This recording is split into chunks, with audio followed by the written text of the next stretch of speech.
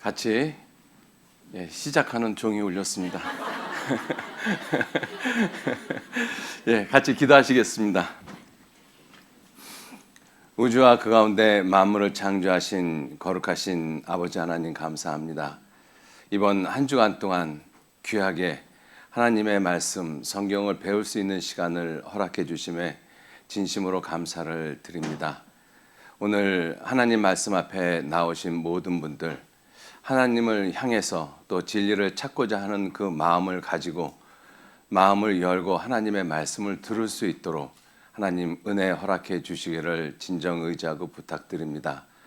하루하루 배워가는 그 말씀을 통해서 성경이 사실인 것과 하나님이 살아계심을 분명히 깨닫고 믿을 수 있도록 도와주시고, 결국에 하나님의 말씀을 통해서 그 영혼이 구원을 받고 천국에 대한 소망을 가지고 이 땅에서의 남은 삶을 살아가실 수 있도록 주님께서 은혜 위에 은혜 베풀어 주시기를 진정 의지하고 부탁드립니다. 오늘 이 한 시간 주 성령님의 거룩한 손길, 능력의 손에 의지하고 부탁드립니다. 성령님께서 강하게 역사해 주시기를 이 시간 주님 앞에 간절히 기도드립니다. 주님께 감사드리면서 예수님 이름으로 기도 올렸습니다. 아멘. 우리 요한복음 찾겠습니다. 요한복음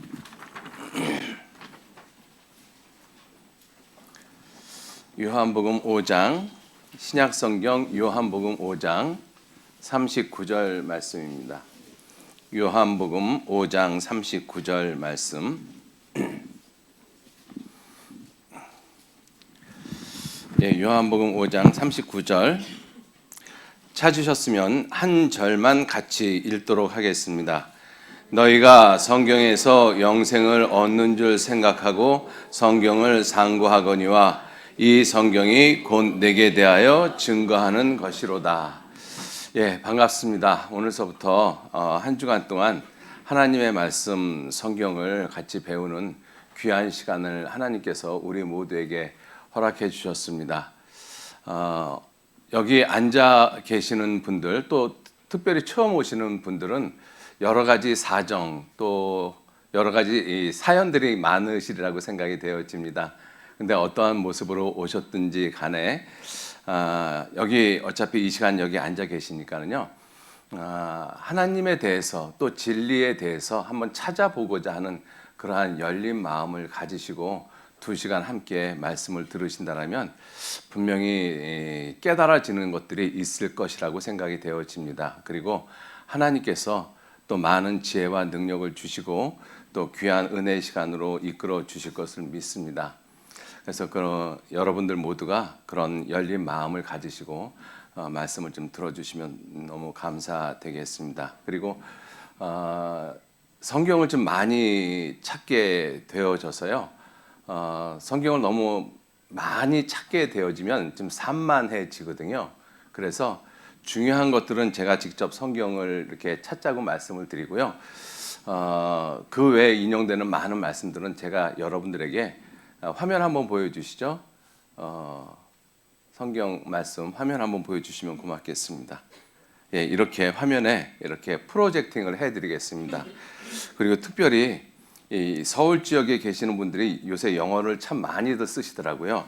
그래서 영어에 대해서 관심이 있으신 분들 위해서 또 영어를 공부하신 많은 분들이 계시기 때문에 영어를 살펴보시면 훨씬 더 이해가 쉬울 수 있습니다. 영어를 아시는 분들은. 왜냐하면 이러한 부분이죠. 우리 한글 성경이 결코 쉽지 않습니다. 이 젊은 사람들한테 한글 성경 읽으라고 이렇게 시키면은요, 쉽게 이렇게 또박또박 읽기가 좀 그렇게 쉽진 않습니다. 오늘 읽은 이 본문 말씀에 너희가 성경에서 영생을 얻는 줄 생각하고 성경을 상고하거니와, 상고라는 단어 쉽게 설명하실 수 있으신가요? 요즘 분들?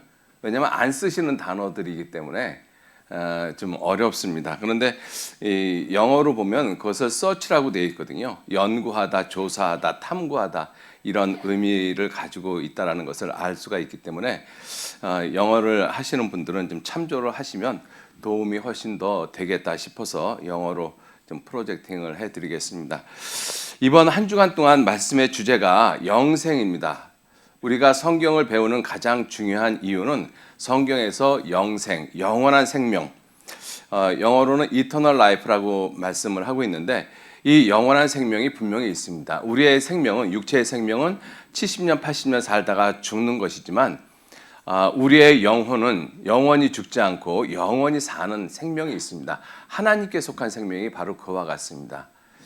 자, 그 영생을 얻기 위해서 우리가 성경을 공부를 합니다. 내가 세상에서 잘 먹고 잘 살고 출세하기 위해서 성경을 배우는 것이 아니라 영원한 생명이 분명히 있고 그 영원한 생명을 하나님께로부터 얻기 위해서 우리가 이번 한 주간 동안 성경을 배우십니다.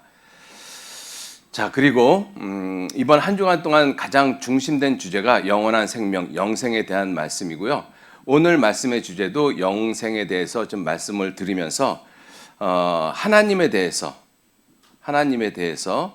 또 성경에 대해서, 왜냐하면 지금 우리가 성경을 배운다라고 말씀하고 계시잖아요. 성경에 대해서, 그리고 우리 인생에 대해서 요 작은 세 주제를 가지고 오늘은 좀 말씀을 좀 드리고자 합니다. 자, 먼저 이 성경. 우리나라는 그 단수 복수에 대해서 분명하게 이렇게 표현을 잘 안 합니다. 우리나라 말 자체가. 그런데 영어권에서는 그 단수 복수에 대한 표현이 아주 분명하죠. 영어 성경에는 이 성경들이라고 이렇게 표현을 하고 있거든요. 성경들. 왜 그러냐면 이 성경이 지금 한 권의 성경을, 지금 저도 그렇고 여러분들도 그렇고 한 권의 성경을 가지고 계시지 않습니까? 근데 실상은 한 권이 아니고 66권의 합본판입니다. 그래서 이 한글 성경에 보면 성경 전서, 전자가 이 모두 전자거든요. 66권의 합본판이라는 뜻입니다. 영어로는 whole Bible, 전체라는 그런 의미를 가지고 있죠. 자, 그래서 성경은 한 권의 책이 아니라 66권의 책이고, 그리고 그 66권의 책을 크게 나눈다라면 구약 성경과 신약 성경으로 나눕니다. 여기까지는 아마 대부분의 분들이 교회를 안 다니신다 할지라도 상식으로 이미 알고 계실 거라고 생각이 되어집니다. 구약이라는 뜻이 옛 약속이라는 뜻이고 신약이라는 것은 새로운 약속이라는 뜻입니다. 그래서 구약 성경이 39권, 신약 성경이 27권 해서 모두 66권 성경이 그 합본판으로 지금 우리가 가지고 있는 것입니다. 자, 이러한 성경을 세상에 있는 많은 사람들, 또 특별히 기독교라는 종교 안에 있는 사람들이 이 성경을 무엇이라고 말하는가 하면 진리라고 말하고 있거든요. 진리. 여러분들, 진리는 사실이 진리가 되어지죠. 거짓을 진리라고 이야기할 수는 없습니다. 근데 사실이라고 해서 진리라고 말할 수는 없죠. 왜냐하면 어저께는 사실이었는데 오늘 살펴보니까 사실이 아닌 것들이 있거든요. 그래서 그 사실이 불변하는, 어떠한 시간의 흐름 속에서도 변하지 않는 그러한 사실을 가리켜서 진리라고 말씀을 하고 있습니다. 성경이 바로 그렇게 진리라고 말씀을 하고 있거든요. 그럼 왜 성경을 진리라고 이야기할까? 그리고 또 성경을 하나님 말씀이라고 하고 있습니다. 하나님 말씀. 자, 그러면 안 믿는 사람들의 입장에서는 마음에 좀 걸림이 되어지죠. 세상에 성경만 진리가 될까? 불경도 있고 코란경도 있고 다른 종교 경전들도 많이 있고 또 세상에 유명한 사람들의 어떤 철학자들의 글도 있고, 그러한 것들은 왜 진리라고 안 하고 성경만 진리라고 이야기를 하는가? 왜 성경만 하나님 말씀이라고 이야기를 하는가? 너무 기독교적인 편협한 독선적인 그러한 주장이 아니겠는가, 이렇게 생각이 들어지죠. 제가 오늘 여러분들에게 이 성경이 하나님 말씀입니다. 그러니까 그냥 믿으세요. 그런데 어떤 분이 아멘 하고 믿는다라면 그 믿음은 맹신입니다. 그냥 눈 감고 덮어놓고 믿는 믿음이죠. 성경은 우리에게 그렇게 말씀하고 계시지 않습니다. 성경은 너희가 성경에서 영생을 얻는 줄 생각하고 성경을 상고한다, 자세히 연구한다는 뜻이거든요. 성경에서도 성경 자체를 이렇게 보라고 말씀하고 계십니다. 너희는 여호와의 책, 성경이죠. 자세히 읽어보라. 자세히 읽는다는 것을 똑같이 상고라는 뜻을 썼어요. search를 쓰고 있거든요. 성경은 대충 읽어보라고 성경은 말씀하고 계시지 않습니다. 자세히 읽어보라. 교회 다니면 많은 분들이 성경은 그냥 덮어놓고 믿으라고 이야기를 하시거든요. 저도 어렸을 때 교회를 다니면서 그러한 말을 많이 들었습니다. 성경을 이렇게 꼬치꼬치 캐 묻고 그러는 것이 아니다. 그러면 하나님 앞에 그게 불경스러운 것이다. 여기 앉아 계신 분들도 아마 그런 생각을 가지고 계신 분들이 있을 거예요. 하나님의 말씀, 어떤 절대자라는 분이 계시고 그분이 이 말씀을 주셨다라면 그냥 믿으면 되지. 뭐 그리고 꼬치꼬치 증거를 찾아가면서 믿어야 되느냐? 그건 오히려 안 믿는 그러한 모습이 아니겠느냐? 근데 그러한 생각은 우리 사람들의 생각이고, 성경은 너희는 여호와의 책을 자세히 읽어보라. 자세히. 대충 읽어보라고 말씀하지 않습니다. 자세히 읽어보라고 말씀하시거든요. 그래서 우리가 성경을 좀 자세히 보면서 왜 성경이 하나님의 말씀이고 왜 성경만을 진리라고 하는지, 어떤 분들은 그렇게 말씀하시더라고요. 기독교 인구가 많으니까 그렇지. 여러분들 지금 전 세계 75억의 인구 중에서 가장 많은 그 인구를 가지고 있는 종교가 지금 현재 이슬람권으로 되어져 가고 있습니다. 이슬람권이 거의 20억이 지금 돌파하고 있거든요. 그럼 코란경도 진리가 돼야 되지 않습니까? 코란경도 하나님의 말씀이 돼야 되고, 자, 그러한 것들을 그냥 무조건적으로 믿는 것이 아니라 한번 좀 자세히 알아보라는 것입니다. 그래서 제가 오늘 여러분들에게 이 성경이 하나님 말씀이니까 그냥 믿으십시오라는 이런 말씀을 드리기보다는 그냥 객관적인 사실을 좀 제시를 해드리겠습니다. 그래서 여러분 스스로가 의문을 좀 가졌으면 좋겠어요. 의문을. 어떤 의문이냐면 성경은 놀라운 특이성을 가지고 있습니다.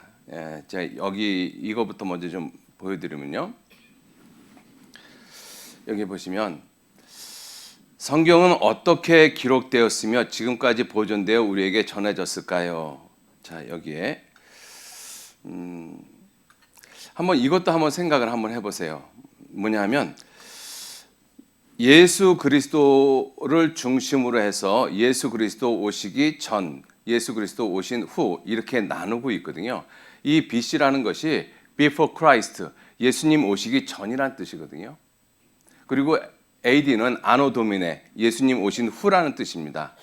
그럼 왜 우리가 지금 2018년이라는 그 연도를 쓰고 있지 않습니까? 2018년이라는 그 뜻이 무슨 뜻이냐면 예수님 오신 이후 2018년이 지났다는 뜻입니다. 그럼 한번 생각해 보세요. 왜 세상에 종교적으로도 유명하고 훌륭한 사람들, 세상적으로도 유명하고 훌륭한 사람들이 많은데 그토록 많은 사람들이 있음에도 불구하고 왜 예수를 중심으로 해서 전과 후로 나누냐? 이거 한번 생각해 보시라는 것입니다. 답은 제가 말씀 안 드리겠어요. 여러분들 이런 의문을 좀 가져보시라는 것입니다. 그죠? 이미 교회 다니시는 분들도 어떤 생각을 하는가 하면 하나님의 말씀이면 무조건 믿어야지, 아멘 해야지 이렇게 생각하시거든요. 그렇게 생각하시고 지금까지 교회 생활을 하신 분들도 한번 스스로 의문을 한번 좀 가져보셔요. 왜 예수님을 중심으로 해서 전과 후를 왜 나눌까? 왜 공자는 안 되고 석가는 안 되고 왜 소크라테스는 안 될까? 한번 생각해 보시라는 것입니다. 답은 제가 말씀을 안 드리겠어요.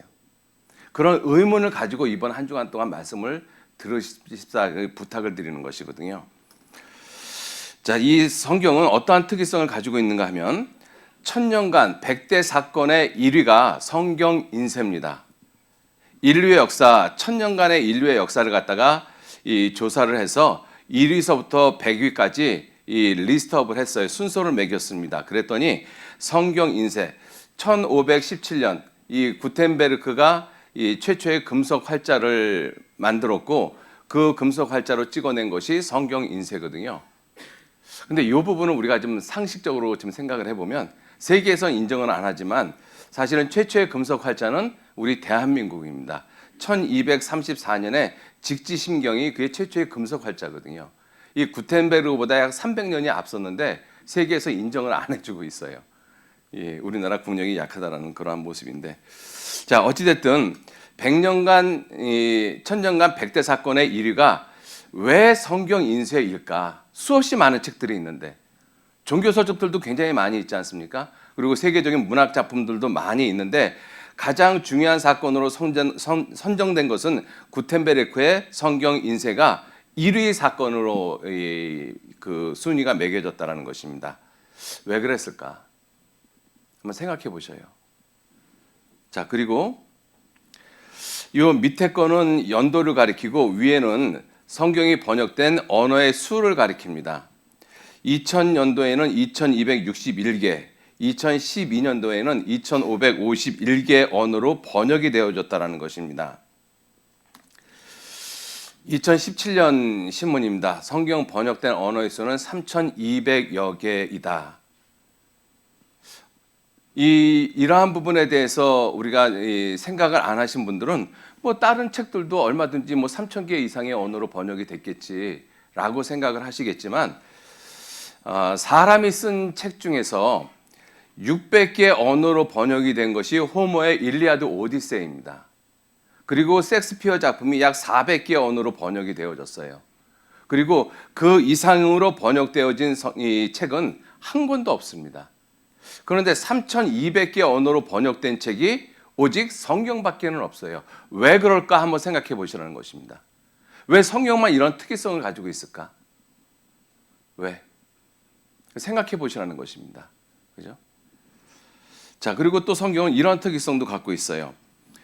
이게 미국에서 통계를 낸 것인데요. 사람이 쓴 책을 인쇄를 해가지고 출판을 했거든요. 그 출판된 순서대로 순위를 매겼습니다. 1위서부터 10위까지. 이 10위가 2,700만 권이 팔렸거든요. 요즘 이 책들 잘 읽을지 모르겠습니다. 저희들 학교 다닐 때, 중학교 때는 필독서였었어요. 반드시 읽어야만 되는 책이었습니다. 안네 프랑크 일기입니다. 그래서 아마 요즘 좀 연세 드신 분들은 아마 다 기억을 하실 텐데요. 요즘은 잘 안 읽는 것 같더라고요. 그리고 50대 이상 되시는 분들이 또 기억할 수 있는 책이 바람과 함께 사라지다. 3,300만 권. 요즘 젊은 층, 20, 30대 층이 잘 알 수 있는 것이 이 반지의 제왕하고 해리포터. 해리포터가 4억 권 팔렸거든요. 굉장히 많이 팔렸죠. 자, 그리고 이 뭔지는 모르지만 8억 2천만 권이 팔렸어요. 이건 어디에서만 팔렸는가 하면 중국에서만 팔렸습니다. 딴 나라에서는 한 권도 안 팔렸어요. 모태똥 전기입니다. 예, 중국에서 강매를 한 거죠, 사실은. 그죠? 그러니까 사실은 이런 것들은 통계에서 빼버려야 돼요. 예, 이런 통계에 들어갈 가치가 없는데, 자, 그런데 어찌됐든 2위서부터 이 10위까지 이걸 다 합치면 약 16억 권이 채 안 됩니다. 16억 권이 채 안 되는데 1위를 차지하고 있는 것이 39억 권이거든요. 성경입니다. 2위서부터 10위까지 모든 책을 다 합친 것보다 더 많은 판매량을 가지고 있는 것이 성경이에요. 왜 성경은 이러한 특이성을 가지고 있을까? 다른 책들 도저히 범접할 수가 없는 그러한 특이성을 가지고 있잖아요. 왜 이러한 특이성을 가지고 있을까? 하나님 말씀이니까 그렇지. 하나님 말씀이니까 그렇다라는 그 증거가 도대체 뭐냐 하는 거예요. 이런 것들을 생각해 보시자는 것입니다. 그죠? 왜 성경은 다른 책하고는 도저히 비견이 되어지지 않는 그러한 특이성을 가지고 있을까? 이러한 의문을 한번 가져보시라는 것입니다. 그냥 우리 아무 생각 없이 지금까지 살아왔잖아요. 이번 집회를 통해서 많은 의문, 많은 질문들을 스스로 해보셨으면 좋겠어요. 그죠? 자, 성경은 하나님의 말씀이라고 하는 이유 중에 하나가 무엇이냐면 성경에 그렇게 말씀이 되어져 있습니다. 이 요한복음 1장 1절 말씀에 같이 읽겠습니다.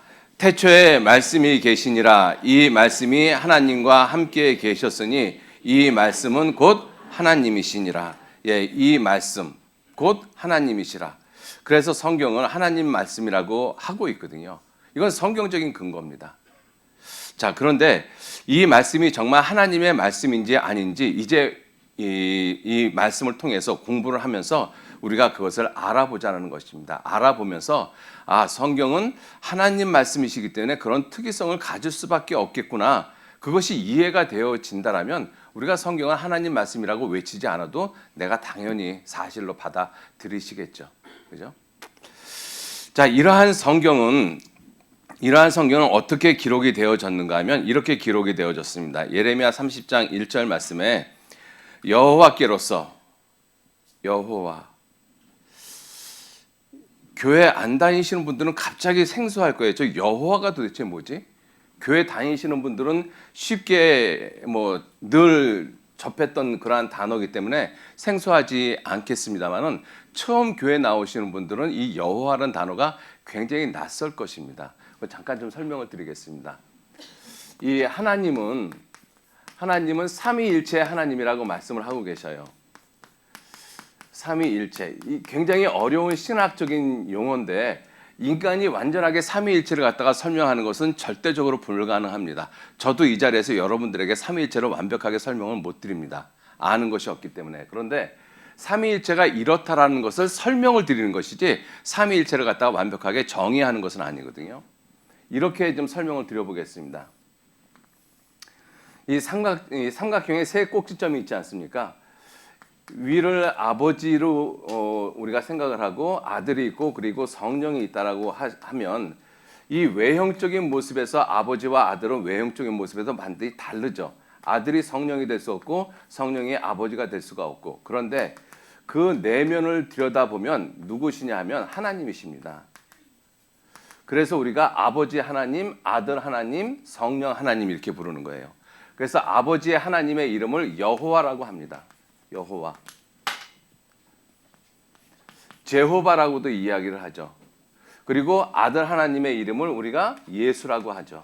예수. 그리고 성령 하나님의 이름은 없어요.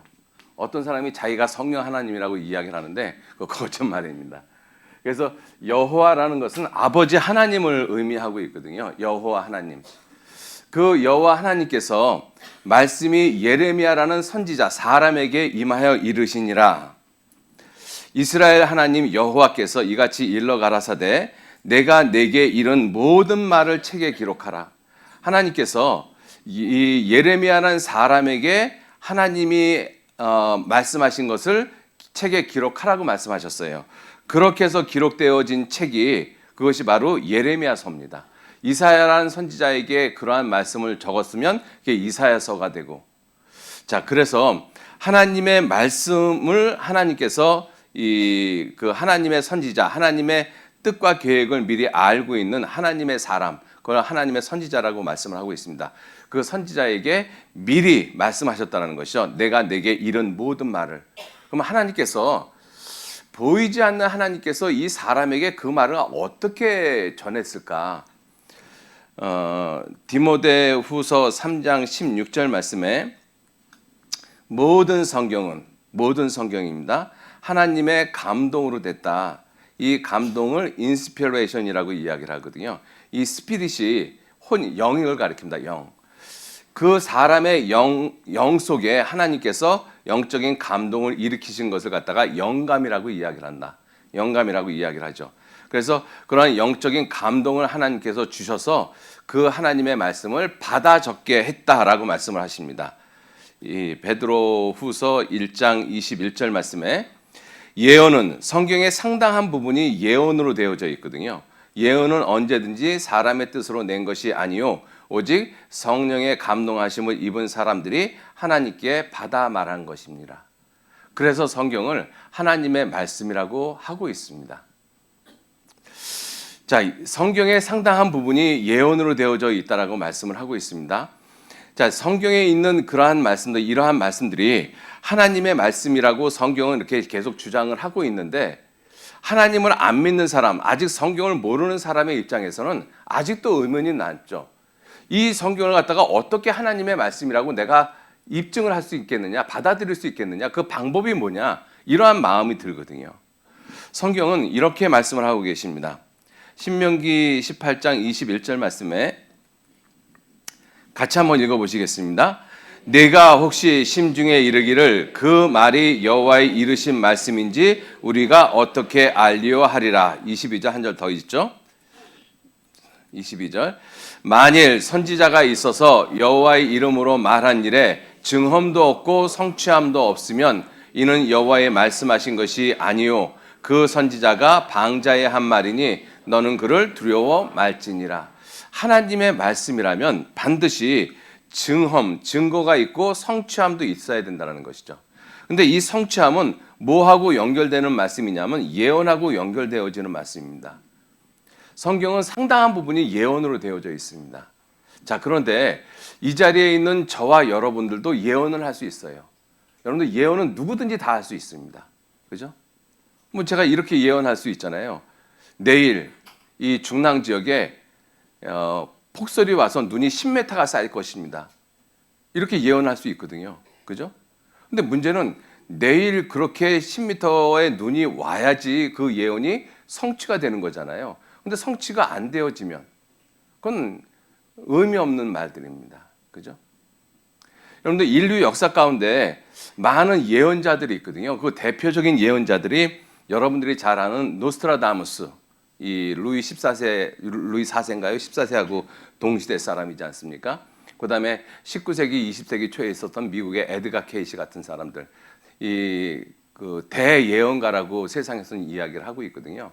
그런데 이 노스트라다무스의 예언이 대부분 시의 형식으로 지금 기록이 되어져 있다고 그러잖아요. 그러니까 어쩔 수 없이 해석을 하는데 아전인수격으로 해석을 해서 그 예언이 맞는 그 확률이 40%가 채 안 됩니다. 그런데도 대예언이라고 이야기를 하고 있거든요. 그죠? 그런데 성경의 예언의 성취가 과연 몇 프로일까? 만약에 99%라고 한다면 우리는 성경 못 믿습니다. 여러분 성경의 예언은 100% 이루어져 있습니다. 그런지 안 그런지를 한번 우리 배워보자라는 것입니다. 그죠? 그래서 우리가 성경을 배워보면서 성경에 증험도 있고 성취함도 있다. 예언에 대한 성취함이 있다.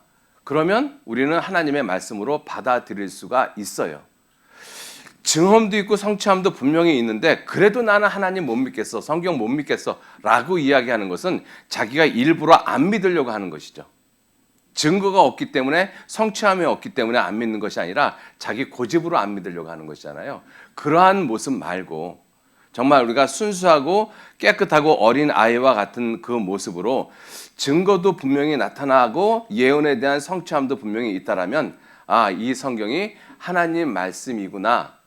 그것을 순수하게 받아들이시면 좋겠습니다. 그죠? 그래서 제가 여러분들에게 성경이 하나님 말씀입니다. 그냥 믿으세요. 이렇게 말씀을 못 드립니다. 여러분들 스스로 꼭 판단을 한번 해 보셨으면 좋겠습니다. 자, 성경에는 이 예수님에 대한 내용이 기록이 되어져 있습니다. 성경 전체가 오늘 읽은 이 말씀에 요한복음 5장 39절에 너희가 성경에서 영생을 얻는 줄 생각하고 성경을 상고하거니와 이 성경이 이 전체 여기서는 이 특별히 구약 성경을 가리킵니다. 그러나 신구약 성경 전체를 의미하기도 합니다. 이 성경이 곧 내게 대하여 증거하는 것이로다. 증거한다라고 말씀하고 있죠. 증거. 그럼 여기서 내가 누구냐? 영어 번역에서 인칭 대명사를 이렇게 대문자로 쓸 때는 이 하나님을 의미하는 경우가 대부분의 이렇게 대문자로 씁니다. 즉 이 미가 누구냐면 예수 그리스도를 가리킵니다. 성경 전체는 예수 그리스도에 관해서 말씀하고 있는 책입니다. 그래서 성경은 예수님에 대해서 창세기에서부터 요한계시록까지 예수님에 대한 내용이 가득 차 있습니다. 그래서 우리가 성경을 하나씩 배워가면서 예수 그리스도가 이 땅에 내려오셔서 우리의 죄를 용서하시고 우리에게 영원한 생명을 주시는 그 내용이 사실은 성경의 가장 핵심적인 내용이거든요. 그 예수 그리스도의 죽음과 부활, 십자가를 통해서 내가 구원을 받고 영원한 생명을 얻기 위해서는 성경이 사실이라는 것이 먼저 믿어져야 돼요. 왜냐하면 성경에 이런 내용이 기록이 되어져 있으니까. 그죠? 성경의 창조에 대한 내용이 기록이 되어져 있고 성경에 인간이 왜 죄인인지 그리고 예수 그리스도가 누구신지 예수 그리스도가 십자가에서 무슨 일을 어떻게 하셨는지 예수 그리스도의 죽음과 부활을 믿는 것이 내가 구원을 얻는 것인지 이러한 내용들이 성경에 기록이 되어져 있거든요. 근데 성경 자체를 내가 믿지 않는다라면 그 모든 것을 다 못 믿잖아요. 그래서 성경이 사실인 것을 먼저 공부하는 것은 아주 중요한 것입니다. 그죠?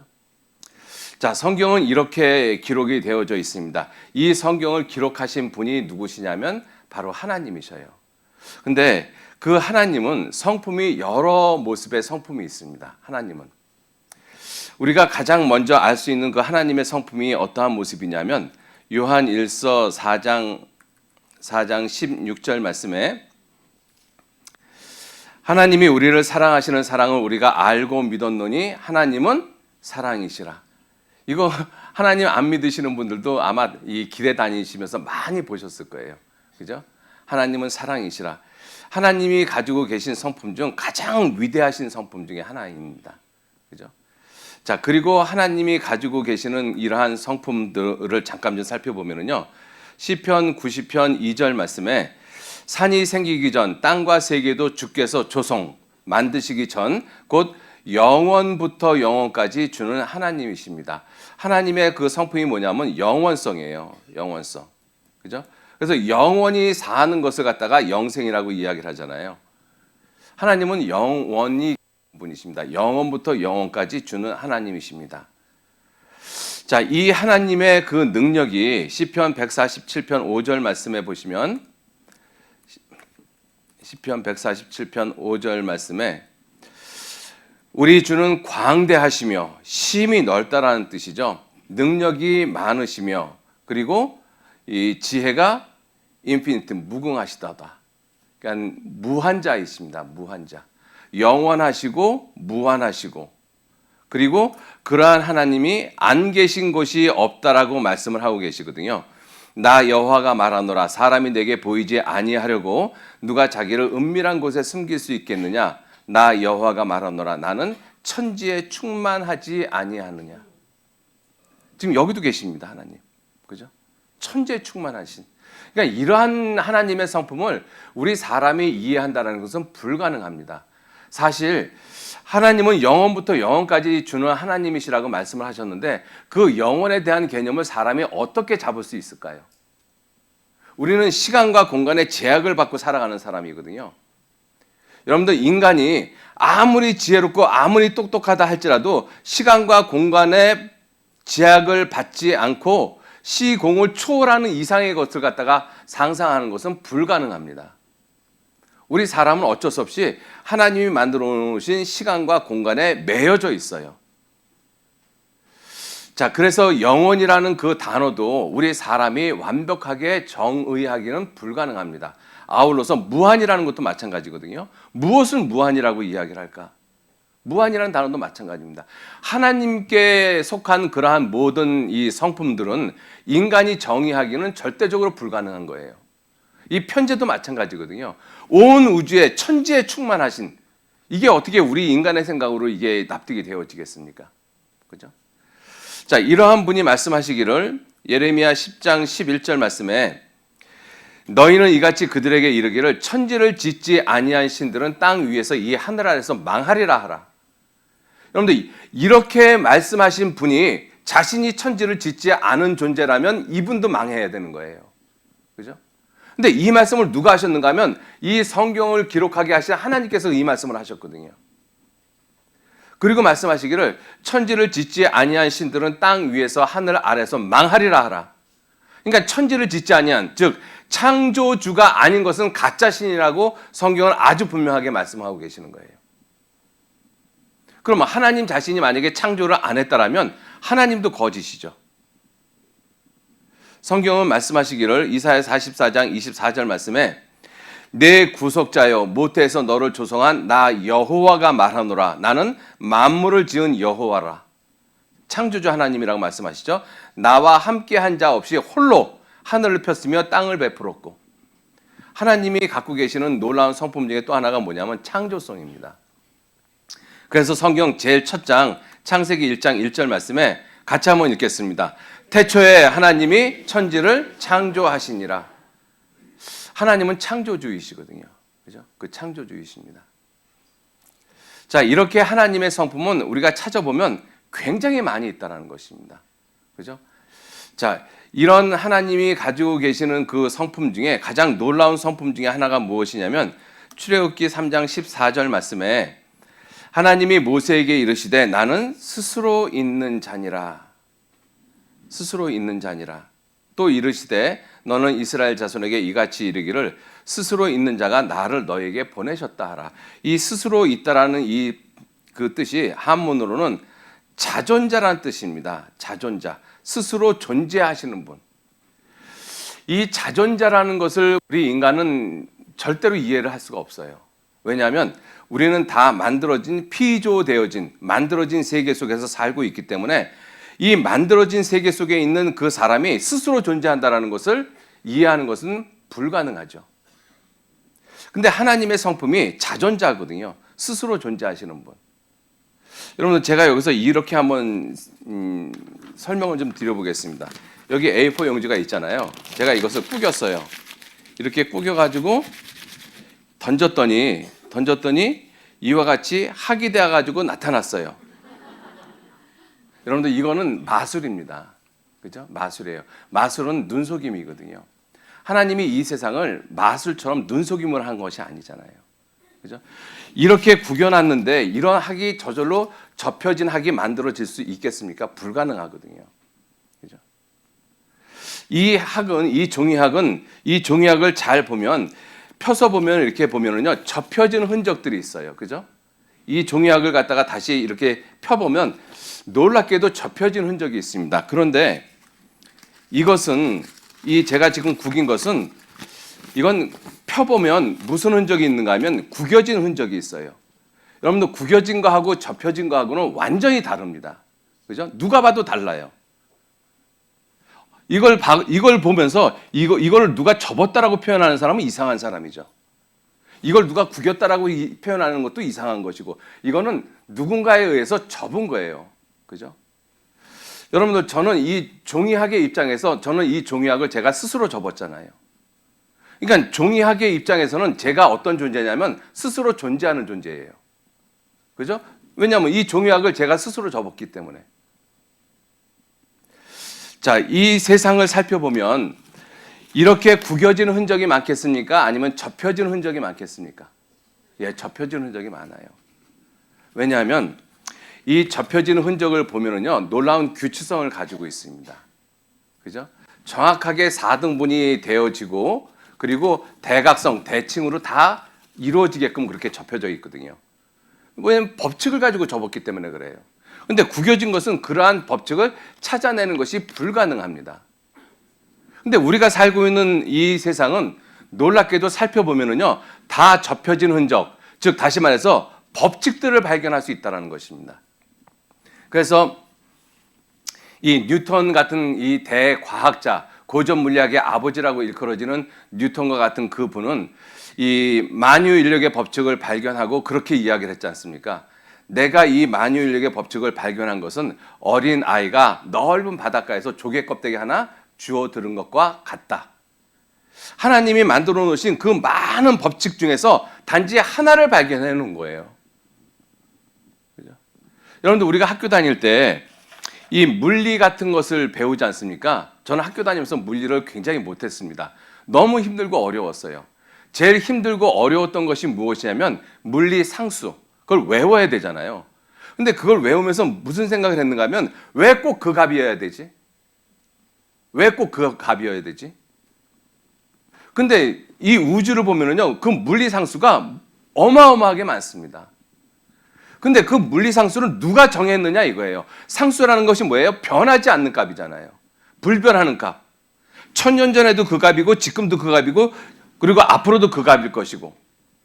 이 화학기호도 마찬가지거든요. 원자량이 변하지 않잖아요. 그 값을 누가 정했느냐 이거예요. 저절로 됐다라면요, 시간의 흐름에 따라서 저절로 다 변해버립니다. 그 변하지 않는 값을 누가 정했느냐? 누가 정했겠습니까? 만든 분이 있다는 뜻이거든요. 그죠? 그래서 성경은 말씀하시기를 느헤미야 9장 6절 말씀에 오직 주는 여호와시라. 하늘과 하늘들의 하늘과 일월 성신과 땅과 땅 위의 만물과 바다와 그 가운데 모든 것을 지으시고 다 보존하시오니 모든 천군이 주께 경배하나이다. 여러분들, 하나님께서 이 모든 것을 창조하시고 만들었다라고 말씀하십니다. 이 표현에서도 우리는 하나의 하늘을 표현하지 하늘들이라고 표현하지 않거든요. 우리나라 사람들은. 근데 성경은 하늘들에 하늘이 있다라고 말씀하시잖아요. 우리가 생각하는 생각하고 그리고 성경에서 말씀하시는 그러한 내용들하고 다른 것들이 아주 많이 있습니다. 이 세상은 저절로 되어진 그러한 모습이 아니라 하나님께서 만든 흔적, 즉 이 접혀진 흔적들이 가득한 것이 우리가 살고 있는 이 세상이에요. 왜? 하나님께서 만드셨기 때문에 그렇습니다. 그래서 로마서 1장 20절 말씀에 창세로부터 그의 보이지 아니하는 것들 곧 그의 영원하신 능력과 신성이 그 만드신 만물에 분명히 보여 알게 되나니 접혀진 흔적이 있나니 그러므로 저희가 핑계치 못할지라 접은 사람이 있다라는 것을 창조하신 분이 있다라는 것을 핑계치 못할지니라. 여러분들 우리가 살고 있는 이 세상 아니 내 자신의 모습만 봐도요 이거는 저절로 될 수가 없어요. 그죠? 거울을 보면서 가끔 그 생각을 하거든요. 왜 콧구멍은 반드시 밑으로만 뚫려져 있지? 위로 뚫려주면 안 되나? 근데 다 기가 막히게 전부 다 콧구멍은 밑으로 뚫려져 있잖아요. 눈썹이 밑에 달린 사람 없잖아요. 그죠? 귀가 뒷꼭지에 달린 사람이 없고. 왜 그럴까요? 그죠? 저절로 됐다라면 이렇게 저렇게 뒤섞여 버려야 되잖아요. 그 만드신 만물에 분명히 보여 알게 되나니 우리가 살고 있는 이 세상은 종이학이 접혀진 것처럼 누군가에 의해서 접은 세상입니다. 만들어진 세상이거든요. 저절로 우연히 이렇게 되어진 세상이 아니에요. 이 세상이 우연히 되어졌다면 나는 그냥 시간 속에 그냥 우연히 던져진 존재예요. 그러면 내 삶의 목적도 의미도 아무것도 없습니다. 그죠? 여러분들 우리는 시간과 공간 속에 의미 없는 뒹구는 낙엽처럼 던져진 존재가 아니라는 것입니다. 하나님의 놀라운 목적을 가지고 창조함을 받은 사람들이 저와 여러분이에요. 이사야 43장 7절 말씀에 물은 내 이름으로 일컫는 자 곧 내가 내 영광을 위하여 창조한 자를 오게 하라. 그들을 내가 지었고 만들었느니라. 여러분들 우리 모든 사람은 하나님의 영광을 위해서 창조함을 받은 사람들입니다. 그냥 그렇게 우연히 던져진 존재가 아니라는 것입니다. 그들을 내가 지었고 만들었느니라. 하나님이 만들었다라는 것이죠. 그죠? 자, 하나님께서는 그래서 하나님이 나는 스스로 있는 자니라 이렇게 말씀을 하신 거예요. 스스로 있는 자니라. 우리나라 번역에서 이 스스로 있는 자라는 번역을 너무나 잘했어요. 왜냐하면 영어 번역에는 I am who I am 이렇게 되어 있거든요. 이것을 스스로 있는 자라고 번역을 했습니다. 여러분들 영어 하시는 분은 이거 한번 해석해 보시죠. 이거 어떻게 해석하시겠습니까? 이거 해석하기가 쉽지가 않아요. 단어 자체는 굉장히 간단하죠. I am who I am. 이거 어떻게 해석하시겠어요? 근데 우리 번역에는 그것을 스스로 있는 자라고 번역을 했어요. 스스로 존재하시는 분. 그죠? 자, 그 분께서 이 모든 세계를 창조하고 만드셨습니다. 그러니까 무조건 하나님 믿으세요가 아니라 그 하나님께서 스스로 존재하시는 분께서 이 성경을 주셨습니다. 그리고 이 성경이 하나님의 말씀이라는 증거 성취함을 통해서 우리에게 믿으라고 말씀하고 계시는 거예요. 그냥 믿으라고 말씀하시는 것이 아니라 여호와의 이름으로 말한 일에 증언도 없고 성취함도 없으면 이는 여호와의 말씀하신 것이 아니라고 말씀하셨잖아요. 여러분들은 성경을 배우면서 증거, 성취함이 있는지 여러분들은 살펴보시면서 공부를 하셔야 돼요. 그냥 무조건 아멘 하지 마시고. 그죠? 그래서 혹시 제가 오늘 말씀 또 한 주간 동안 말씀을 드리다가 여러분들 마음 가운데 부딪히는 것이 있으면 끝나고 그냥 가지 마시고 함께 좀 질문도 하고 더 알아보는 그러한 적극적인 태도를 가지고 좀 말씀을 배우셨으면 좋겠습니다. 그래서 여러분들이 질문할 때까지 제가 기다리고 여기 뒤에 앉아 있을게요. 끝나고 나서. 자, 그렇게 꼭 좀 해주시면 좋겠고요. 자, 이러한 그 하나님께서, 이러한 그 스스로 존재하시는 그 하나님께서 어떠한 성품이 있는가 하면요, 이러한 성품을 가지고 계셔요. 디모데전서 6장 15절 말씀에 기약이 이르면 하나님이 그의 나타나심을 보이시리니 하나님은 복되시고 홀로 한 분이신 능하신 자이시며 만왕의 왕이시요 만주의 주시라. 오직 그에게만 죽지 아니함이 있고, 왜? 영생이시니까 가까이 가지 못할 빛에 거하시고 아무 사람도 보지 못하였고 또 볼 수 없는 자신이 그에게 존귀와 영원한 능력을 돌릴지어다. 아멘. 이 성경에 뭐라고 말씀하셨는가 하면 스스로 존재하시는 그분, 아무 사람도 보지 못하였고 또 볼 수 없는 자다. 근데 교회 다니시는 분들 요즘 보면 하나님 음성 들었다, 하나님 봤다라는 사람들 참으로 많이 있습니다. 그 사람들의 말이 맞는지 아니면 이 성경의 말이 맞는지 그것도 여러분들 확인해 보셔야 돼요. 성경은 아무 사람도 보지 못했고 볼 수 없는 자라고 말씀을 하셨는데, 이렇게 성경에다가 말씀을 하시고 어떤 사람에게 꿈에 나타나고 어떤 사람의 이상 가운데 환상 같은 나타나시는 그러한 하나님이시겠느냐?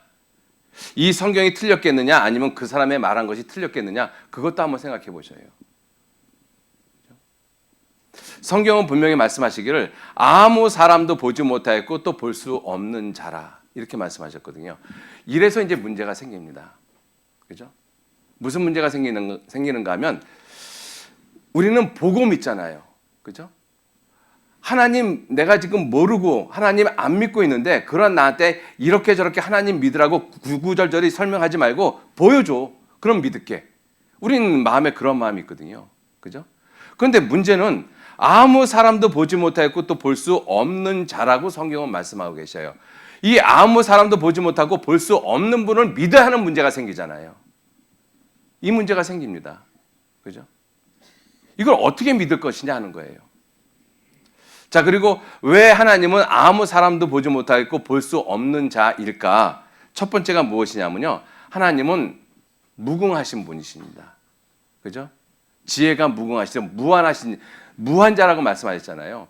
여러분들, 우리가 이 지구에 발을 디디고 살면서 지구를 못 보는 이유가 있어요.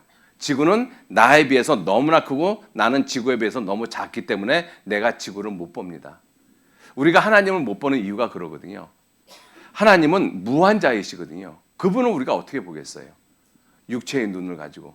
또 우리가 하나님을 못 보는 이유 중에 하나가 무엇이냐면 출애굽기 33장 20절 말씀에 또 가라사대 네가 내 얼굴을 보지 못하리니 나를 보고 살 자가 없음이라. 모든 사람은 다 죄가 있기 때문에, 그죠? 모든 사람은 다 죄가 있어요. 나는 죄 없는데, 지금 그렇게 생각하시는 분도 혹 있을 수 있어요. 제가 그분한테 그분이 죄가 있다는 것을 단정적으로 입증할 수 있는 방법이 하나 있어요. 자, 보세요. 제가 목사잖아요. 목사라는 명예를 걸고 제가 여러분들한테 이야기를 하겠습니다. 제가 목사이기 때문에 제가 지금까지 거짓말 한 번도 안 했거든요. 믿으세요? 목사인데 그래도 좀 믿어주시지. 그죠? 여러분들, 교황이 이 자리에 서서 그렇게 이야기해도 우리 못 믿습니다. 왜? 사람은, 성경에 말씀하시기를 사람은 다 거짓되되 오직 하나님만 참되시다 할지어다. 전도서 7장 20절 말씀에 선을 행하고 죄를 범치 아니하는 의인은 세상에 아주 없다. 아주 없다. 그죠? 우리 모든 사람은 이 선과 악이 이렇게 때로는 선을 행했다, 때로는 악을 행했다, 이게 교차되어지고 있거든요. 계속 선만 행하는 사람은 세상에 아주 없다라고 말씀하신 거예요. 그죠? 모든 사람은 다 하나님 앞에 죄인입니다. 자, 그래서 너희가 나를 보고 살 자가 없다라고 말씀하셨어요. 하박국서 1장 13절 말씀에 주께서는 눈이 정결하심으로 악을 참아 보지 못하시며 패역을 참아 보지 못하신다라고 말씀하셨거든요. 그러니까 우리는 죄가 있고 죄가 있는 그러한 사람이 절대적으로 선하신 그 하나님을 보면 죽게끔 되어져 있습니다. 그래서 하나님 못 봐요. 그죠? 자, 이렇게 볼 수 없는 그 하나님을 봐야 되는 문제가 지금 우리가 생겨요. 볼 수 없는 그 하나님을 믿어야 되는 문제. 이 보이지 않는 하나님, 볼 수 없는 하나님, 이 하나님을 내가 어떻게 믿을 것이냐 하는 거예요. 자, 그런데 우리가 본다라고 했었을 때, 우리는 어디를 생각하는가 하면 눈만 생각합니다. 눈. 그죠? 눈만 생각을 하거든요. 자, 그런데 한번 보세요. 오늘 저녁에 집에 갔더니 아내가 된장찌개를 맛있게 끓였어요. 뚝배기에다 놓고 팔팔 끓였거든요. 된장찌개는 그렇게 끓여야지 맛있잖아요. 근데 그 팔팔 끓는 그 된장찌개가 맛이 있는지 맛이 없는지 맛을 보려면 어떻게 하면 될까요? 한 숟갈 딱 떠가지고 눈에다 확 부어버리면 알까요? 자, 우리나라 말에 이 본다라는 그 의미가 참 놀랍게 되어져 있어요. 눈으로 보는 것도 본다라고 이야기를 하거든요. 그죠? 우리는 대부분 이것을 생각합니다. 눈으로 보는 것. 그런데 보이지 않는 것을 보는 방법들이 여러 가지가 있어요. 예를 들어서 아까 음식의 맛은 이 맛은 눈으로 보는 것이 아니라 혀로 봅니다. 그죠? 혀로 이 냄새를 보잖아요. 그다음에 이 냄새도 보이지 않지 않습니까? 이건 코로 맡아보잖아요. 맡아본다. 자, 이게 전부 다 본다라는 의미를 가지고 있잖아요. 본다. 그죠? 그 다음에 소리도 눈에 보이지 않잖아요. 이건 귀로 들어보잖아요. 그리고 이와 같은 종이는 어떻게 손으로 만져보잖아요. 만져본다. 다 본다라는 의미를 가지고 있잖아요. 근데 우리는 이렇게 보는 방법이 여러 가지가 있는 것을 우리 삶 가운데서도 늘 경험을 하고 있어요. 이런 표현 늘 쓰고 있잖아요. 내가 만져봐야지. 내 코로 냄새 맡아봐야지. 귀로 들어봐야지 알지. 이런 표현을 쓰면서도 하나님에 대해서는 꼭 눈으로 보는 것만 생각을 하고 있거든요. 하나님 한번 보여줘봐. 그럼 믿을게. 여러분들, 하나님은 이렇게 우리가 오감으로 보는 것이 아니라 하나님은 여러 가지의 모습으로 우리에게 볼 수 있도록 하나님이 그 방법을 제시해 주셨어요. 그 첫 번째가 무엇이냐면요. 로마서 1장 19절 말씀에 같이 읽겠습니다. 이는 하나님을 알만한 것이 저희 속에 보임이라 하나님께서 이를 저희에게 보이셨느니라. 어떤 분이 하나님이 알만하다라고 그러더라고요. 그래서 그게 무슨 얘기인가 그랬어요. 근데 이분의 하나님을 알만하다, 결함만하다 이렇게 생각을 하신 거예요. 이 성경을 보면서 하나님을 알만하다. 그런 뜻이 아니잖아요. 그죠? 하나님을 알 수 있는 것이 저희 속에 보임이라 하나님이 이를 저희에게 보이셨느니라. 이것을 가리켜서 무엇이라고 이야기를 하는가 하면 양심이라고 이야기를 합니다. 이 양심은 뭘로 나타나는가 하면 종교성으로 나타나요. 그죠? 사람이 살고 있는 모든 곳에는 다 종교가 있습니다. 여러분들, 어떤 짐승이 예를 들어서 사자 같은 그 짐승은 사회적인 동물이잖아요. 그래서 사냥을 할 때도 함께 협동을 해서 사냥을 합니다. 그래가지고 자기가 먹을 사냥감을 잡았어요. 그 사자 대여섯 마리가 모여가지고 야 이리 와. 이 이 사냥감을 우리가 잡았으니까 이것에 대해서 우리가 감사하고 뜯어먹자. 그리고 기도하고 뜯어먹는 사자도 보셨어요? 그런 사자 없어요. 짐승은 잡으면 그냥 먹기 바쁩니다. 근데 사람은 함께 합동을 해가지고 협력해서 사냥감을 잡잖아요. 그러면 그냥 먹는 부족들이 없어요. 다 누구에게가 감사를 해요. 아니면 그것도 없으면 죽은 짐승에게라도 감사하면서 그것을 뜯어먹습니다. 그게 종교성이거든요. 그게 양심이에요. 하나님을 알만한 것. 여러분들, 이 양심은 하나님이 이방인들에게다가 하나님의 법을 갖다가 이 기록을 해주셨어요. 유대인들에게는 이렇게 글로 표현된 성문화된 법을 갖다가 유대인들에게는 주셨고, 유대인이 아닌 이방인들에게는 하나님이 양심에다가 그 법을 기록하셨거든요. 그걸 어떻게 알 수 있는가 하면요, 양심을 따라가면서 이 선한 양심을 따라가면서 하나님의 뜻을 알려고 하면요, 놀랍게도 성경에 있는 것하고 일치하게 되어져 있습니다. 여러분들 한번 보세요. 공자님께서는 성경도 모르고 하나님도 예수도 모르던 시대의 사람입니다. BC 약 4세기경 사람이라고 이야기를 하지 않습니까? 자, 그런데 그 공자님께서 인간의 삶을 보면 결국은 인간과 인간의 관계의 연속이다라고 이야기를 하셨잖아요. 그죠? 뭐 부모 자식 간에도 이게 관계, 종교에서는 그것을 인연이라고 이야기를 하잖아요. 어쨌든 관계가 계속되어지는 모습이잖아요. 자, 그래서 인간의 관계 가운데서 가장 특출하고 가장 중요한 관계가 무엇일까? 그거를 갖다가 양심을 따라서 찾았어요. 그랬더니 이야기한 내용이 뭐예요? 효는 만행의 근본이라. 효가 인간의 관계 가운데서 가장 근본되는 법이라고 말씀하셨어요. 그런데 놀랍게도 성경에 보면은요, 에베소서 6장 2절에 내 아버지와 어머니를 공경하라. 이는 약속 있는 첫 계명이라고 말씀하시잖아요. 똑같잖아요. 똑같아. 그죠? 그러니까 이 인간의 양심이 있는데 이 양심의 선한 모습을 따라가면은요, 결국은 성경을 만나게 되어져 있습니다. 여러분들, 우리나라 원효 대사가 당나라로 유학을 가다가 하루는 너무 목이 말라갖고 밤중에 물을 찾다가 바가지에서 물을 발견해갖고 그 물을 갖다 시원하게 먹었습니다. 아침에 깨가지고 그 저녁에 밤에 먹었던 물이 너무나 맛있어서 다시 먹으려고 주변을 살펴보니까 그 바가지 물이 무슨 물이에요? 해골 썩은 물이잖아요. 그거를 보자마자 다 토해냈어요. 그 토해내고 깨달은 말이 뭐예요? 일체 유심조라. 모든 것은 일체, 모든 것은 유심, 오직 마음에서 다 만들어진다. 일체 유심조라. 그죠? 사실이잖아요. 왜? 어젯밤에는 그렇게 맛있게 먹었던 물이 오늘에는 왜 그걸 다 토해내요? 마음에서 비롯된 것이거든요. 똑같은 물인데. 성경도 이렇게 말씀하시거든요.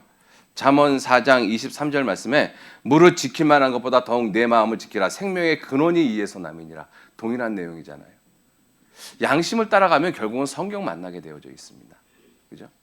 그래서 하나님이 하나님을 알 만한 것을 우리 사람의 마음에다가 두셨어요. 그죠? 이 양심인 것입니다. 자, 두 번째는 뭐냐면 창세로부터 그의 보이지 아니하는 것들 곧 그의 영원하신 능력과 신성이 그 만드신 만물에 분명히 보여 알게 되나니 그러므로 저희가 핑계치 못할지니라. 하나님이 만드신 자연 만물 자세히 보면은요, 놀라운 모습들이 있습니다. 정말로요. 하나님의 능력과 그 신성이 그 만물에 다 투영되어져 있거든요. 자, 그리고 또 하나님을 알 수 있는 그 모습을 성경에 뭐라고 말씀하시는가 하면 이사야 43장 10절 말씀에 나 여호와가 말하노라. 너희는, 여기서 너희는 누구를 가리키는가 하면 이스라엘 민족을 가리킵니다. 이스라엘 민족. 너희는 나의 증인, 나의 종으로 택함을 입었나니.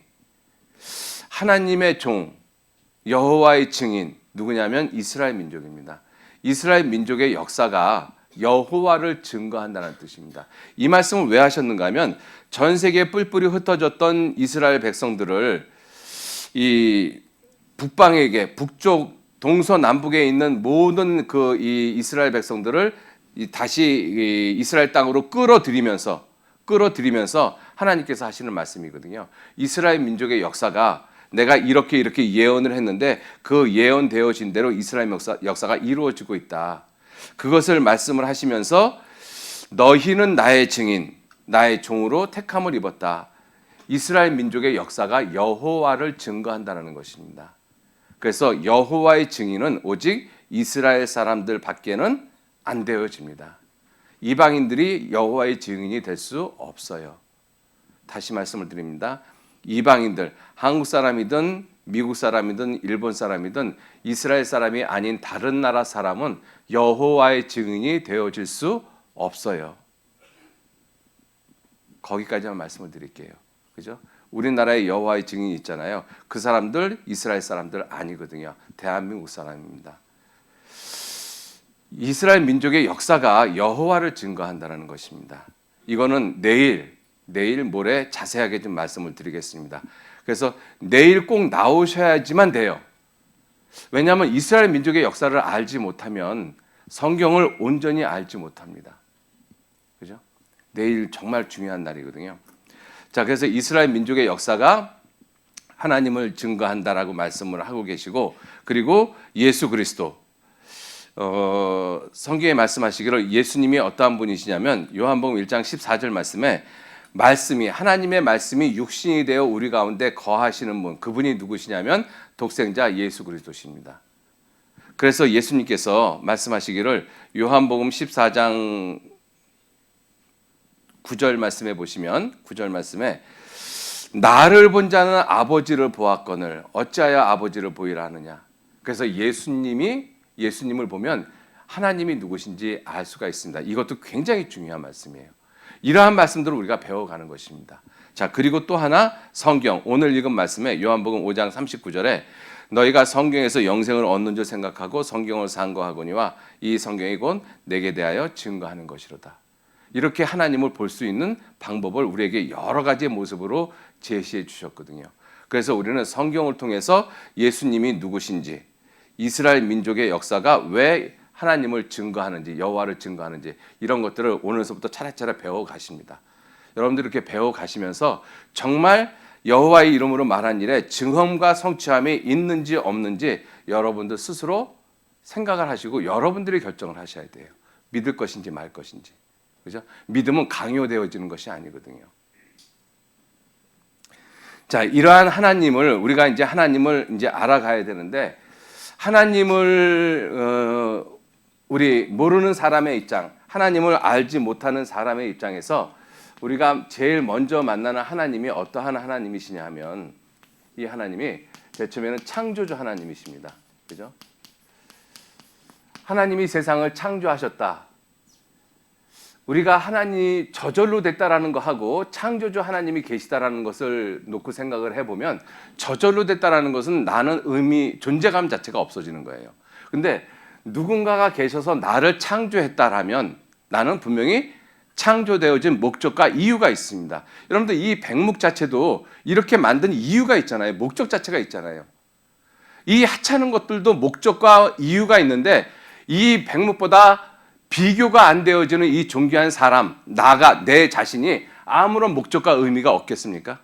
근데 저절로 됐다라면 아무런 목적과 의미가 없어요. 창조됐다라면 분명한 목적과 의미가 있습니다. 그래서 제일 먼저 만나는 하나님과의 관계가 창조주 하나님. 그 다음에 두 번째 관계가 무슨 관계냐 하면 하나님은 역사의 주관자이시거든요. 하나님이 주인이시고 나는 종의 관계라는 것을 우리가 역사를 통해서 우리가 배울 수가 있습니다. 내일 이스라엘 민족의 역사를 통해서 자세히 말씀을 드리고요. 세 번째, 모든 사람은 하나님 앞에 죄인이거든요. 그래서 하나님은 모든 사람을 심판하시는 심판자이시고 나는 그분 앞에서 심판을 받을 수밖에 없는 죄인이라는 사실을 반드시 깨달으셔야 돼요. 그리고 네 번째가 그 지옥 갈 수밖에 없는 사람을 갖다가 구원하시는 구원자 또는 구속자이시거든요. 자, 이렇게 우리는 성경을 배워가면서 하나님의 관계를 이와 같은 모습으로 깨달아갑니다. 오늘은 창조주 하나님, 내일은 주관자 하나님, 그리고 목요일 날은 심판자 하나님, 그리고 금요일 토요일은 나를 구원하시는 구원자 하나님. 이러한 관계를 나하고 하나님의 관계를 통해서 알아가는 것이죠. 그런데 궁극적으로 하나님이 나와 관계를 맺기를 원하시는 그 모습이 어떠한 것이냐? 아버지와 아들의 관계로 만나기를 원하십니다. 창조주의 모습으로 내가 하나님을 만나면 하나님은 창조주고 나는 피조물인 거예요. 하나님이 창조주고 나는 피조물. 하나님이 창조주고 내가 피조물이라면 그 이상의 의미가 뭐가 있죠? 사실은 없잖아요. 하나님이 창조하셨다. 그건 뭐 인정을 하죠. 그런데 그 이상의 아무 의미가 없어요. 나머지 것들 다 마찬가지거든요. 궁극적으로 하나님은 나하고 아버지와 아들의 관계로 만나기를 원하는데 이 관계가 무슨 관계냐? 사랑의 관계입니다. 사랑의 관계. 그죠? 하나님은 나를 사랑하셨다. 하나님이 세상을 이처럼 사랑하사 독생자를 주셨으니 이는 저를 믿는 자마다 멸망치 않고 영생을 얻게 하려 하심이라. 결국은 부자지간 또는 남편과 아내, 신랑과 신부의 관계로 만나기를 원하고 계시는 거예요. 왜? 사랑의 관계이기 때문에. 하나님이 나를 만드신 목적 자체가 사랑 때문에 만드셨습니다. 그런데 내가 하나님을 창조주와 피조물의 관계로만 만나고 그 관계만 유지되고 있다라면 사랑의 관계는 절대로 아니거든요. 또 주관자와의 관계, 하나님은 주인이시고 나는 그분의 종이다. 그것도 사랑의 관계가 아니잖아요. 또 하나님은 재판자이시고 나는 그분에 의해서 내 죄에 대해서 심판을 받는 분이다. 그것도 사랑의 관계가 아닙니다. 또 지옥 갈 수밖에 없는, 죽을 수밖에 없는 운명을 갖다가 구원해 주신 구원자의 모습, 이것도 엄밀한 의미에서 사랑의 관계는 아니거든요. 왜? 어떠한 청년이 물에 떠내려가는 어린 아이를 보고 그 의협심에서 자기 의협심에 불타가지고 자기 목숨을 버리면서 그 아이를 갖다가 살리는 경우들도 있어요. 처음 보는 아이인데 사랑의 관계가 아니잖아요. 내 의협심, 내 용감함 때문에 그 아이를 갖다가 구했지 사랑의 관계 때문에 구한 것은 아니거든요. 그러니까 엄밀한 의미에서 하나님을 창조주, 또 주관자, 심판자, 구원자 이 관계로 만나는 것도 중요하지만 궁극적으로 이 관계는 사랑의 관계가 아니라는 것입니다. 그러나 이 관계를 통해서 궁극적으로 하나님은 나와 아버지와 아들의 관계를 만나기를 원하셔요. 그게 사랑입니다. 그래서 성경은 사랑이라고 말씀하시는 거예요. 하나님은 궁극적으로 나를 사랑하셨거든요. 근데 나는 그걸 모르잖아요. 그죠? 우리가 자식을 키우다가 보면 부모는 자식을 정말 끔찍히 사랑하거든요. 근데 자식이 그걸 몰라요. 모르잖아요. 그죠? 부모가 그 자식이 내가 너를 그렇게 사랑한다는 걸 좀 알아줬으면 얼마나 좋겠어요. 근데 자식은 그걸 모르거든요. 그래서 조금만 부모가 내가 요구하는 것을 안 들어주면 그 못된 자식은 그러잖아요. 그런 것도 못 해주면서 왜 나를 낳았어? 아주 나쁜 녀석입니다. 그런 녀석은 좀 혼 좀 나야 돼. 그죠? 그런데 그 모습이 누구의 모습이냐면 내 모습이거든요. 하나님은 나를 이렇게 사랑하셨다라고 하는데 내 삶에 보면 내가 계획한 대로 뜻하는 대로 안 되어지는 모습들이 훨씬 많거든요. 왜 내 삶은 이러지? 왜 하나님이 있으면 세상이 이렇게 불공평해? 왜 하나님이 있으면 나는 이렇게 슬프고 나는 왜 이렇게 힘들고 어려운 일을 내가 왜 겪어야 돼? 내가 왜 하필이면 내가 왜 암에 걸려야 돼? 왜 하필이면 내 자식이 죽어야 되는데?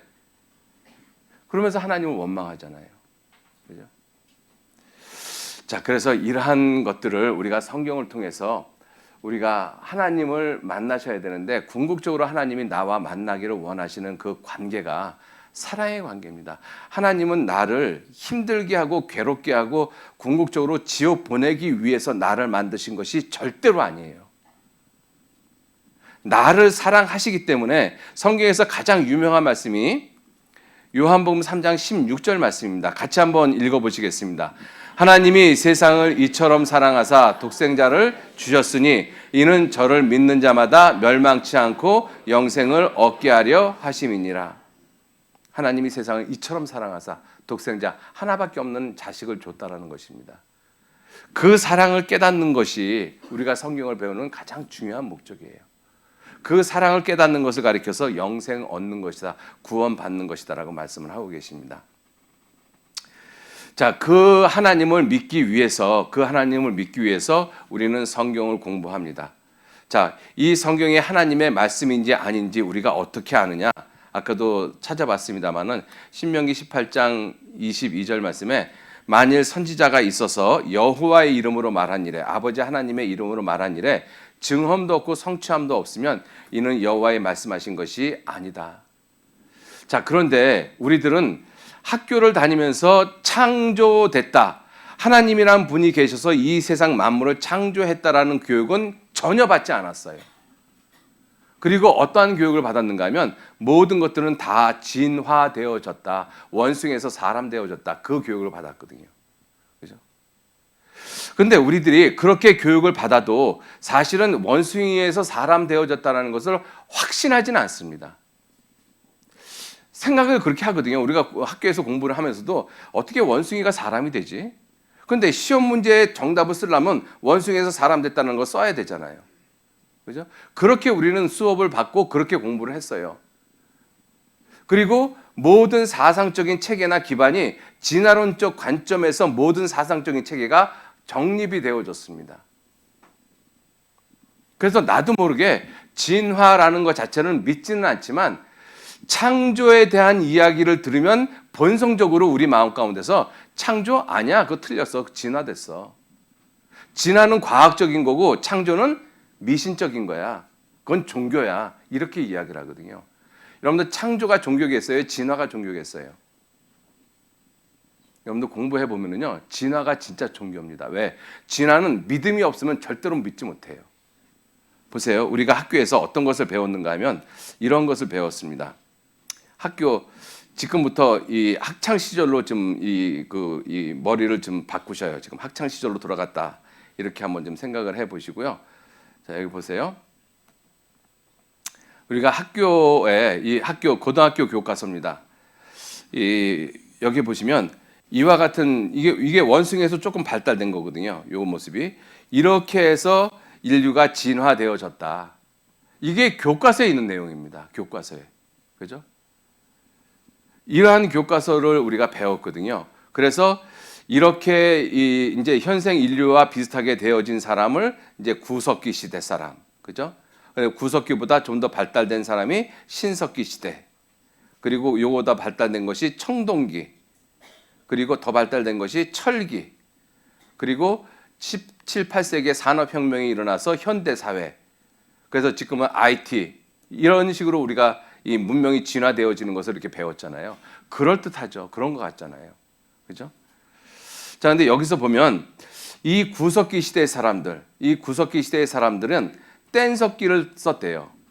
뗀석기가 뭐냐면 짐승을 잡아가지고 껍질을 벗겨야 되는데 날카로운 도구가 있어야 되잖아요. 칼을 만들 능력이 없어가지고 돌을 갖다 딱 던졌는데 돌이 깨지면서 날카로운 부분이 나타났어요. 그래서 그 날카로운 부분으로 가죽을 벗기니까 잘 벗겨지더라. 그래서 뗀석기, 이 돌을 깨트려 가지고 도구를 만들었던 시대가 뗀석기 시대, 다시 말하면 구석기 시대라고 이야기를 합니다. 그 구석기 시대 사람이 이 그림을 그렸다라는 거예요. 이게 교과서의 내용입니다. 혹시 이거 처음 보신 분들은 학교 다니실 때 어떻게 생활하셨는지 생각해 보셔야 돼. 그죠? 자, 그런데 이게 진짜 맞는지 안 맞는지 한번 생각해 보시자는 겁니다. 그죠? 여기 보시면 이 벽화는 이 라스코 또는 알타미라 동굴 벽화입니다. 이 동굴 벽화는 19세기 말 1879년에 이 소녀가 발견을 했습니다. 여기 보면은요. 동굴 입구 왼편과 둥근 돔 모양의 천장에 벽화가 집중되어 그려져 있다. 천장에는 2m가 넘는 들소들, 말, 소, 멧돼지 동물들이 다양한 색깔로 그려져 있다. 여러분들 제가 여기 연필 하나 드리고 요 칠판 기껏 해봐야 뭐 한 2.5m밖에 안 되죠. 이 2.5m밖에 안 되는데 여기다가 개를 한번 그리라고 그러면 개를 개같이 그릴 사람 별로 없어요. 그죠? 여러분들 종이가 작으면 개를 개처럼 그리긴 합니다. 그죠? 근데 이 캔버스 자체가 이 그림판 자체가 커지잖아요. 그러면 정말 그 모습대로 그리기가 보통 힘든 게 아니에요. 그거는 특별한 공부를 한 사람, 연구를 한 사람이 아니면 그 그림은 그렇게 못 그리거든요. 근데 동굴벽화에서 발견된 그림들의 평균 크기가 1m, 큰 것은 10m짜리가 있습니다. 그것도 이런 매끈한 종이가 아니라 암벽화에, 그죠? 그리고 천장에다가. 자, 그리고 그 그림을 그린 내용을 이런 모습으로 그렸거든요. 여기 한번 보세요. 이 선을 한번 보면 이 선이 진짜 일필 휘지잖아요. 한 번 딱 해가지고 그린 모습이잖아요. 그죠? 여러 번 수정을 해서 그린 그림이 아니라는 것을 이 그림을 보면 알 수가 있어요. 이게 이 1m짜리 그림이거든요. 자, 1만 6천 년 전 벽화, 인류가 최초에 그린 그림은 알타미라 동굴과 라스코 동굴 벽화일 것이다. 이 들소 벽화는 지금까지 발견한 어느 것보다 선명하다. 이 그림을 그린 사람이 색깔이 바래는 것을 방지하기 위해 광물로 4가지 물감을 사용했기 때문이다. 빨간색, 노란색, 갈색에는 철분을 함유한 물감을 사용한 반면에 검정색 물감에는 이산화 망간을 사용했다. 그래서 그 색깔들이 1만 6천 년이 지난 지금도 밝고 선명하다. 그 당시의 사람들을 구석기 시대 사람들이라고 이야기를 하는데 과학적 사고를 바탕으로 한 수준 높은 그림 도구와 물감은 물론이고 그림을 그리고 채색하는 뛰어난 미술 기법을 가지고 있었다는 반증이다. 근데 뭔가 좀 생각을 해보셨습니까? 근데 제가 지금 말씀을 드리고자 하는 것은 뭐냐면 이 기사가 틀렸던지 아니면 우리가 학교에서 배웠던 이 교과서가 틀렸던지 둘 중에 하나는 틀려요. 왜? 구석기 시대 사람들은 지혜가 너무 부족해서 뗀석기를 사용을 했는데 그 뗀석기를 사용한 사람들이 이와 같은 그림을 그렸다. 뭐가 맞겠느냐 하는 거예요. 그죠? 우리가 진화를 이렇게 배웠거든요. 천장에 이렇게 그림을 그리려면 최소한도 뭐는 있어야 돼요? 사다리는 있어야 됩니다. 근데 뗀석기를 갖고 있는 사람들이 이 사다리를 어떻게 만들었겠어요? 그죠? 뭔가는 틀렸다라는 것이죠. 여러분들 이 2차 세계대전을 일으켰던 히틀러가 이러한 말을 했습니다. 지금 놀라운 말을 했어요. 이걸 보면 뭐라고 되어 있는가 하면 Let me control the textbooks and I will control the state. 뭐냐면 내게 교과서를 조종하게 컨트롤하게 해주면 나는 그 국가를 조정할 수 있다라고 말씀하셨어요. 말씀이 아니죠. 말했죠. 히틀러가 말했습니다. 그죠? 여러분들 이 교과서를 통제할 수 있으면요, 그 시대 젊은 아이들의 생각과 사고를 다 통제할 수 있습니다. 그죠? 그래서 교과서에 대해서 그렇게 사람들이 치열하게 싸우려고 하는 것입니다. 왜냐하면 우리가 교과서로 가면 우리가 흔히들 그렇게 얘기하잖아요.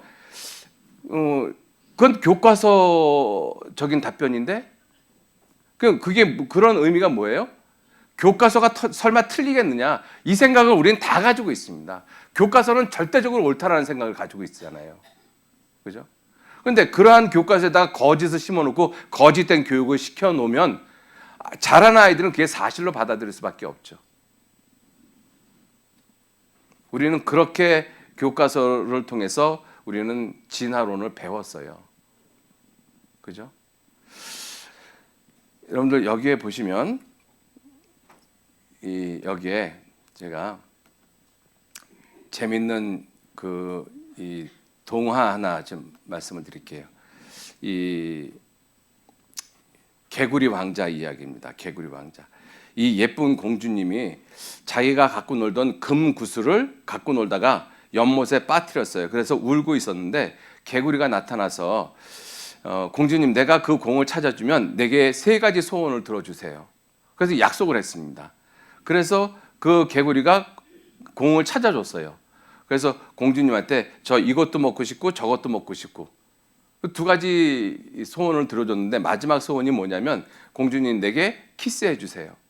근데 이 징그러운 개구리한테 뽀뽀를 한다는 것이 너무 싫잖아요. 그래서 안 해주려고 그랬더니 임금이 나타나서 호통을 쳤어요. 아무리 미물이지만 이 개구리한테 뽀뽀를 해주라고, 약속을 지키라고. 그래서 뽀뽀를 해줬더니 뿅 하고 왕자가 되어줬대요. 개구리가.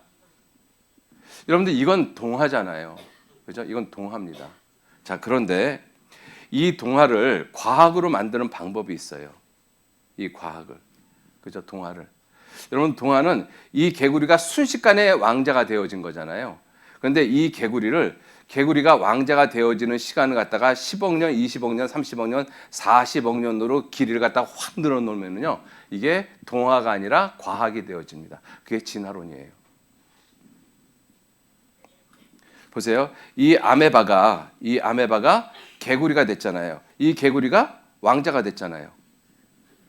뭐가 다르죠? 여기에는 시간이 있는 것뿐이에요. 시간과 우연. 그죠? 시간과 우연. 그런데 여기에는 뭐가 있어요? 여기에는 순식간에 왕자가 됐다는 것입니다. 어차피 시간을 빼버리면 개구리가 왕자 된 건 마찬가지잖아요. 근데 하나는 동화고 하나는 과학이에요. 여러분들 이걸 믿어야 되거든요. 그러니까 진화를 믿는다는 것은 보통 믿음이 아니면 못 믿게끔 되어져 있습니다. 미국 교과서에서도 이렇게 말을 하고 있어요. 여기 보면 이거 미국 교과서 고등학교 교과서를 카피한 건데요. 인류는 프라버블리 아마도 이볼브드 진화되어졌을 것이다. 무엇으로부터? 박테리아로부터. 언제? 40억 년 전에 살던 박테리아로부터 진화되어졌을 것이다. 아마도 그랬잖아요. 아마도. 여러분들 과학을 그렇게 이야기를 합니까? 과학을? 뉴턴이 만유인력의 법칙이 아마도 이렇게 됐을 것이다. 이렇게 얘기를 하나요? 그걸 과학이라고 이야기하나요? 아니거든요. 근데 과학 교과서에 이렇게 표현을 하고 있어요. 이러한 교과서를 전 세계가 같이 쓰고 있습니다. 우리나라 교과서도 마찬가지거든요. 여기 보세요. 여기 보시면 뭐라고 되어 있는가 하면 대부분의 이 천문학자들은 believe, 믿는다. 이건 종교적인 표현이잖아요. 나는 하나님을 믿는다. 나는 성경이 사실인 걸 믿는다. 근데 이 과학 교과서에 대부분의 이 과학자들은 믿는다. 뭐를? 180억 년에서 200억 년 전에 어떤 우주는 한 점으로 이 집약이 되어졌고, 그리고 그것이 매우 뜨거웠고, 그리고 결국에는 그것이 이 폭발을 했다. 그래서 그 폭발을 갖다가 빅뱅이라고 부른다. 나는 그렇게 믿는다. 이렇게 그 과학 교과서가 되어 있어요. 근데 이게 과학 교과서입니까? 종교 교과서지. 그죠? 우리는 이걸 배웠던 거예요. 이거를. 자, 그러한 진화론적 관점에서 우리가 늘 교육을 받아왔기 때문에 하나님께서 모든 것을 창조했다라고 했었을 때 그것을 받아들이기가 굉장히 어렵습니다. 굉장히 어려워요. 그죠? 자, 그래서 제가 거듭 말씀을 드리지만 우리는 진화론적 사고방식에서 교육을 받아왔고 그것이 옳은지 그른지 생각하지 않고 이 학교 과정을 마쳤어요. 자, 그래서 이러한 시간을 통해서 그것이 정말 사실인지 아닌지 스스로 한번 질문해 보시라는 거예요.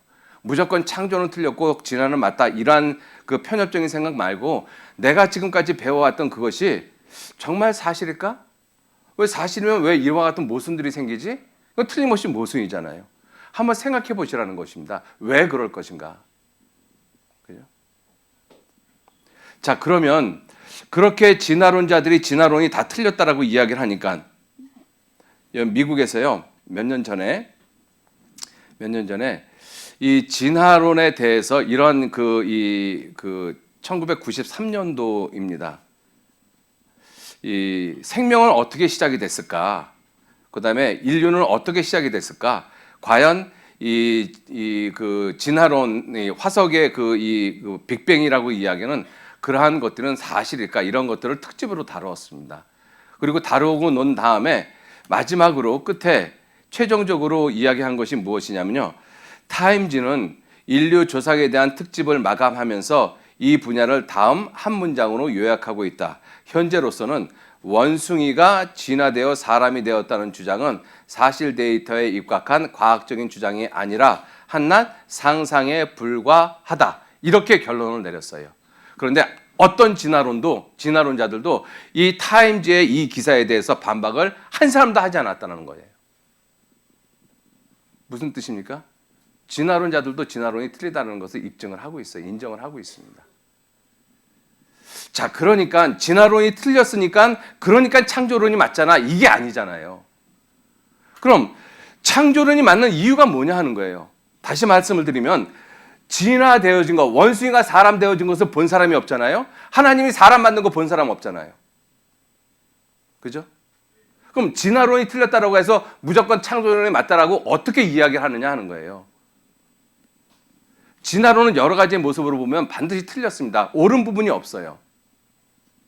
자, 그렇다고 창조론이 맞잖아. 이건 말이 안 되는 거예요. 네가 틀렸으니까 나는 무조건 옳아. 이건 말이 안 되잖아요. 그죠?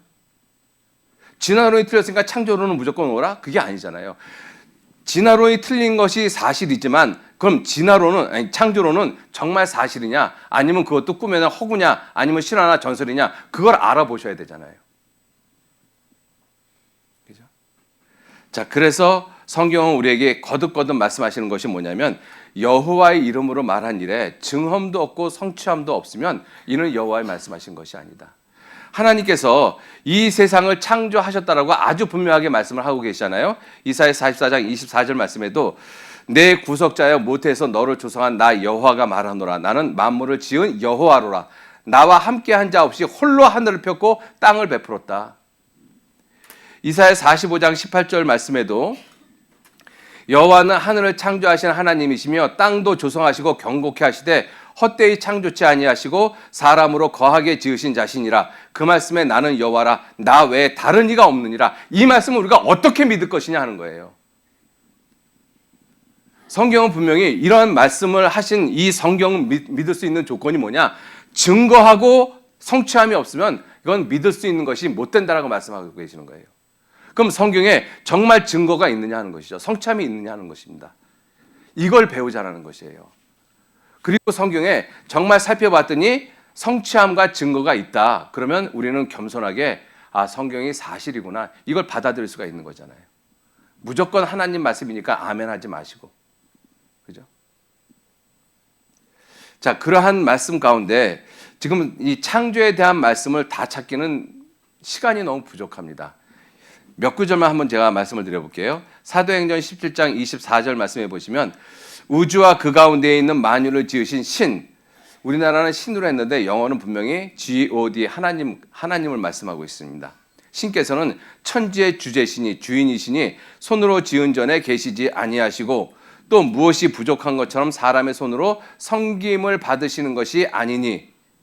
여기 아마 교회 안 다니시다가 처음 오신 분들은 아마 그 생각하고 앉아 계실 수도 있을 거예요. 언제 헌금하라고 이야기를 할까? 막 마음에 조마조마하고 계시는 분도 있을 거예요. 왜냐하면 제가 처음 교회 다닐 때 그랬거든요. 그죠?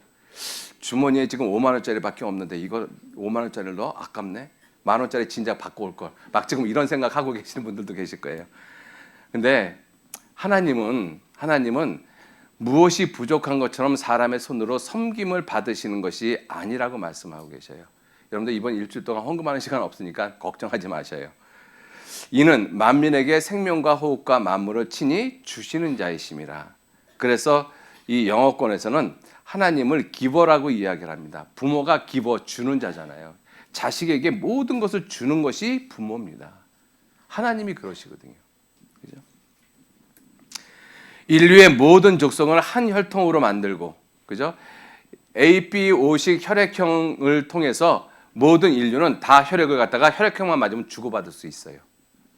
원숭이 피를 사람에다 절대 못 넣습니다. 그러나 사람의 피는 흑인이든 백인이든 황인이든 혈액형만 맞으면 다 주고받을 수가 있어요. 한 혈통이잖아요. 온 땅에 거하시고 저희 연대를 정하시며 거주의 경계를 한하셨다.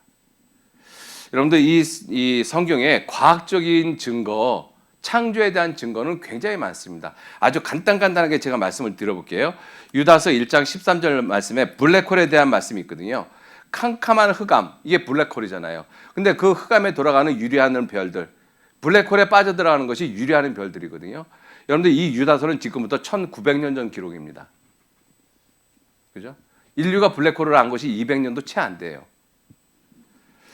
또 베드로 후서 3장 10절 말씀해 보시면 그러나 주의 날이 도적같이 오리니 그 날에는 하늘이 큰 소리로 떠나가고 체질이 뜨거운 불에 풀어지고 땅과 그 중에 있는 모든 일이 드러나리로다. 이 체질이 엘리먼트로 되어 있거든요. 원소입니다. 원소. 그런데 원소가 지금 우리 시대에 풀어지는 일들을 경험하고 있잖아요. 그게 바로 핵입니다. 그죠? 여러분들 핵이 폭발하면 그 중심 온도가 1억 도예요. 핵 융합이나 핵 분열이 될 때 그 중심 온도가 1억 도입니다. 1900년 전 기록인데 그때 이미 이 원자들이 불에 풀어진다라는 것 말씀하고 있잖아요. 지금부터 4000년 전 기록이거든요. 욥기 28장 25절 말씀해 보시면 바람의 경중, 가볍고 무거움을 정하셨다. 그래서 고기압, 저기압 그것 때문에 바람이 불잖아요. 이거 4000년 전 기록입니다.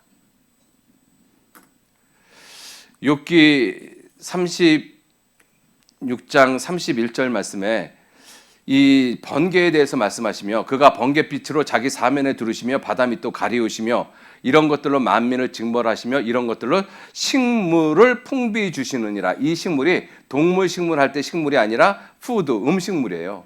번개가 칠 때 번개를 통해서 사람이 먹는 음식이 풍부하게 준비되어진다는 것이에요. 이거를 안 지가 1995년도에 알기 시작했습니다. 그죠? 자, 보세요.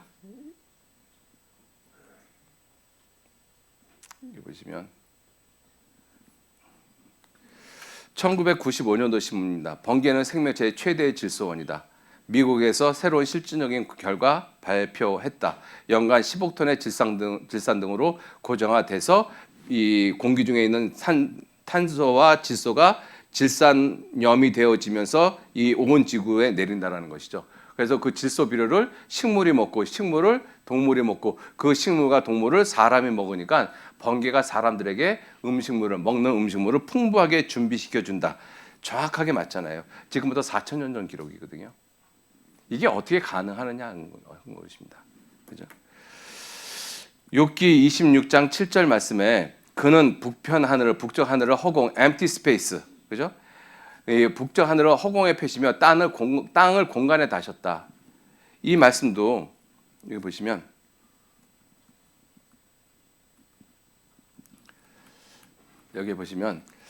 이 81년도 신문입니다. 우주에 불가사의한 공간이 있다. 미국 3대 천문대에서 밝혀졌다. 북두 칠성뒤니까 정확하게 북쪽이죠. 지름이 3억 광년, 별도 별로 없이 텅 빈 상태다. 지금 우리가 밖에 나와서 이 밤하늘 쳐다보면 동서남북의 별들이 가득합니다. 그런데 성경에는 북편 하늘을 empty space, 허공에 폈다라고 말씀하시잖아요. 그리고 땅을 공간에 다셨다. 우리가 살고 있는 이 시대에 비로소 땅이 공간에 달려있는 것을 봤어요. 왜? 지구 밖을 나가서 여기서 지구를 찍었거든요. 이 모습을 봤잖아요. 지금부터 4,000년 전에 어떻게 바뀌었습니까? 그런데 이러한 자료들은 굉장히 많습니다. 그리고 바다에 길이 있다라고 말씀하시거든요. 시편 8편 8절에도 공중의 새와 바다의 어족과 해로에 다니는 것이다. 해로를 패스스하고 복수를 쓰거든요. 바다에 길이 있는데 길들입니다. 그죠? 바다가 움직이는 벨트와 체인 벨트와 같거든요. 난류와 한류가 섞이면서 바다에 그 흐름이 있습니다. 물의 흐름이. 그거를 갖다가 발견을 했잖아요. 근데 이 시편은 지금부터 3,000년 전 기록이거든요. 이런 것을 찾으려면 한도 끝도 없이 진짜 많아요. 그죠? 자, 그런데 우리가 하나 좀 생각을 해봐야 될 것이 뭐냐면 이걸 한번 생각을 해보세요. 욥기 39편 한번 보시겠습니다. 39장, 욥기 39장.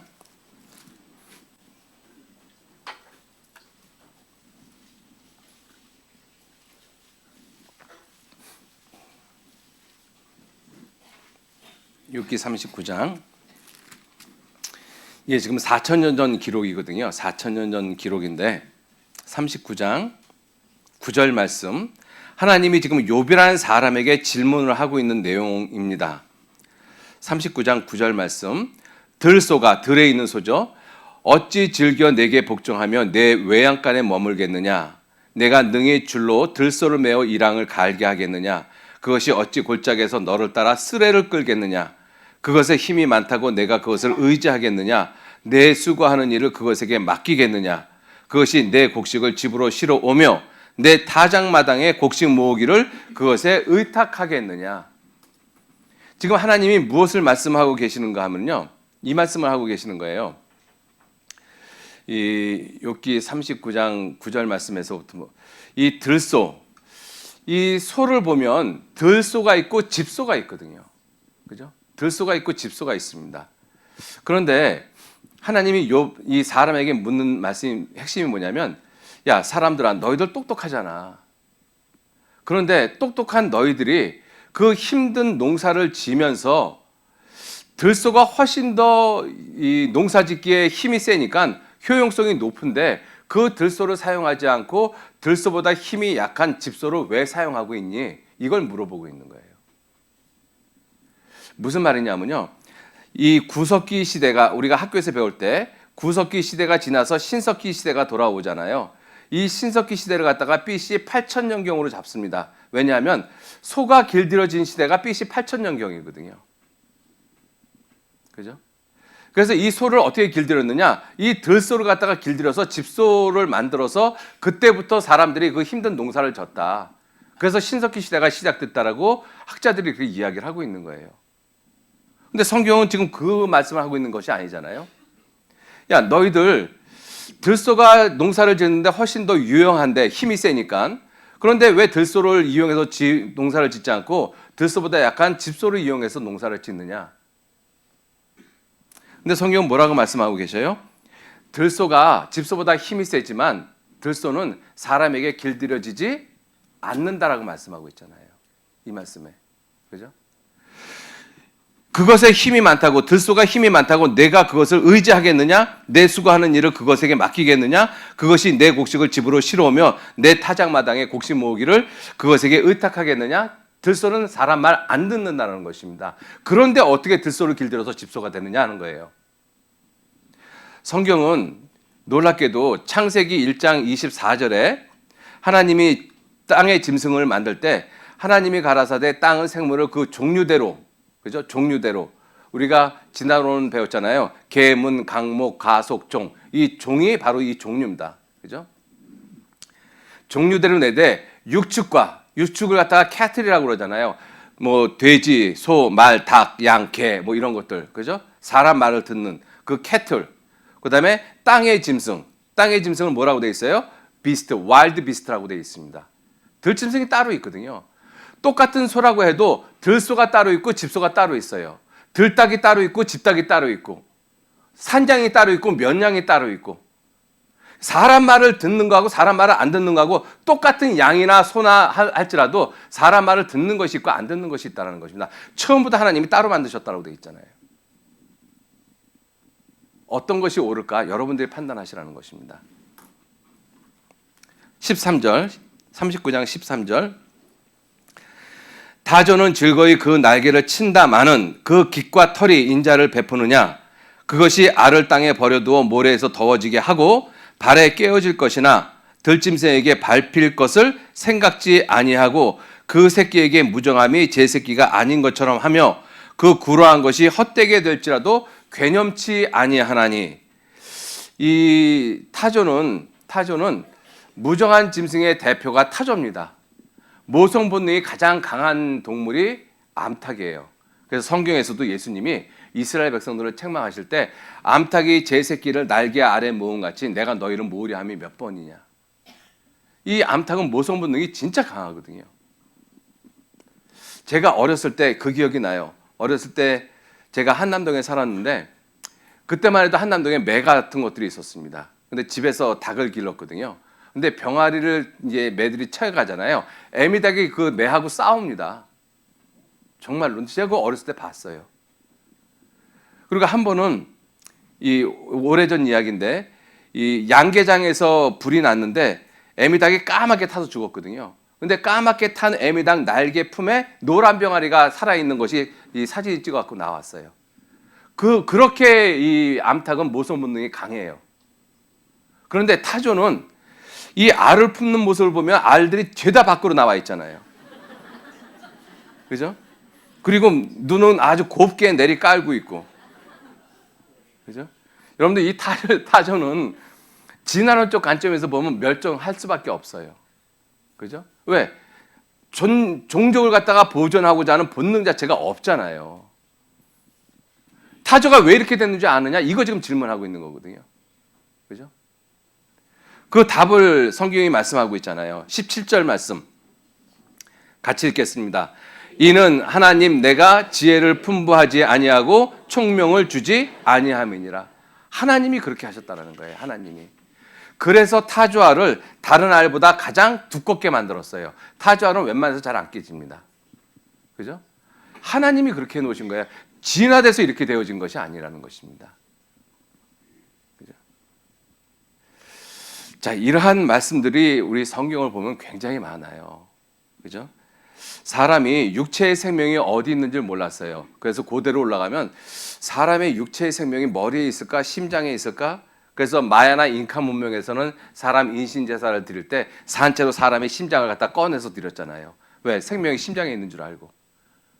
또 이 이슬람 문화권이나 중동 지역에서는 사람의 심장이 신장에 있다, 콩팥에 있다라고 생각했거든요.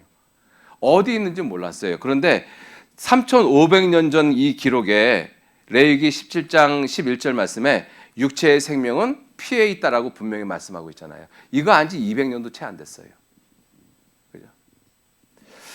이 미국 버지니아 주에 가면 워싱턴 장군이 미국의 초대 대통령 워싱턴 장군이죠. 그분의 생가가 있습니다. 그분의 생가가 있는데 그 워싱턴 장군이 이 감기에 들렸어요. 그래서 그때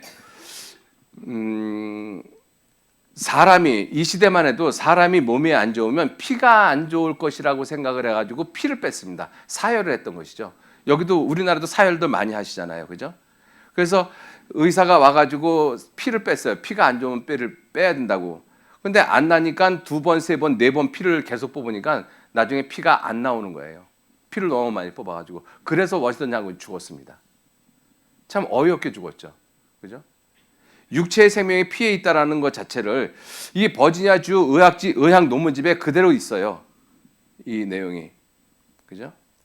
자, 그래서 피를 천천히 뽑다가 마지막으로 피를 뽑았는데 피가 천천히 나오며 피가 진해지는 것을 볼 수 있습니다. 이것은 혈액 응고작용으로 접어 들어가게 된 것이고 너무 많은 피를 흘려서 죽게 된 실혈사입니다. 그죠?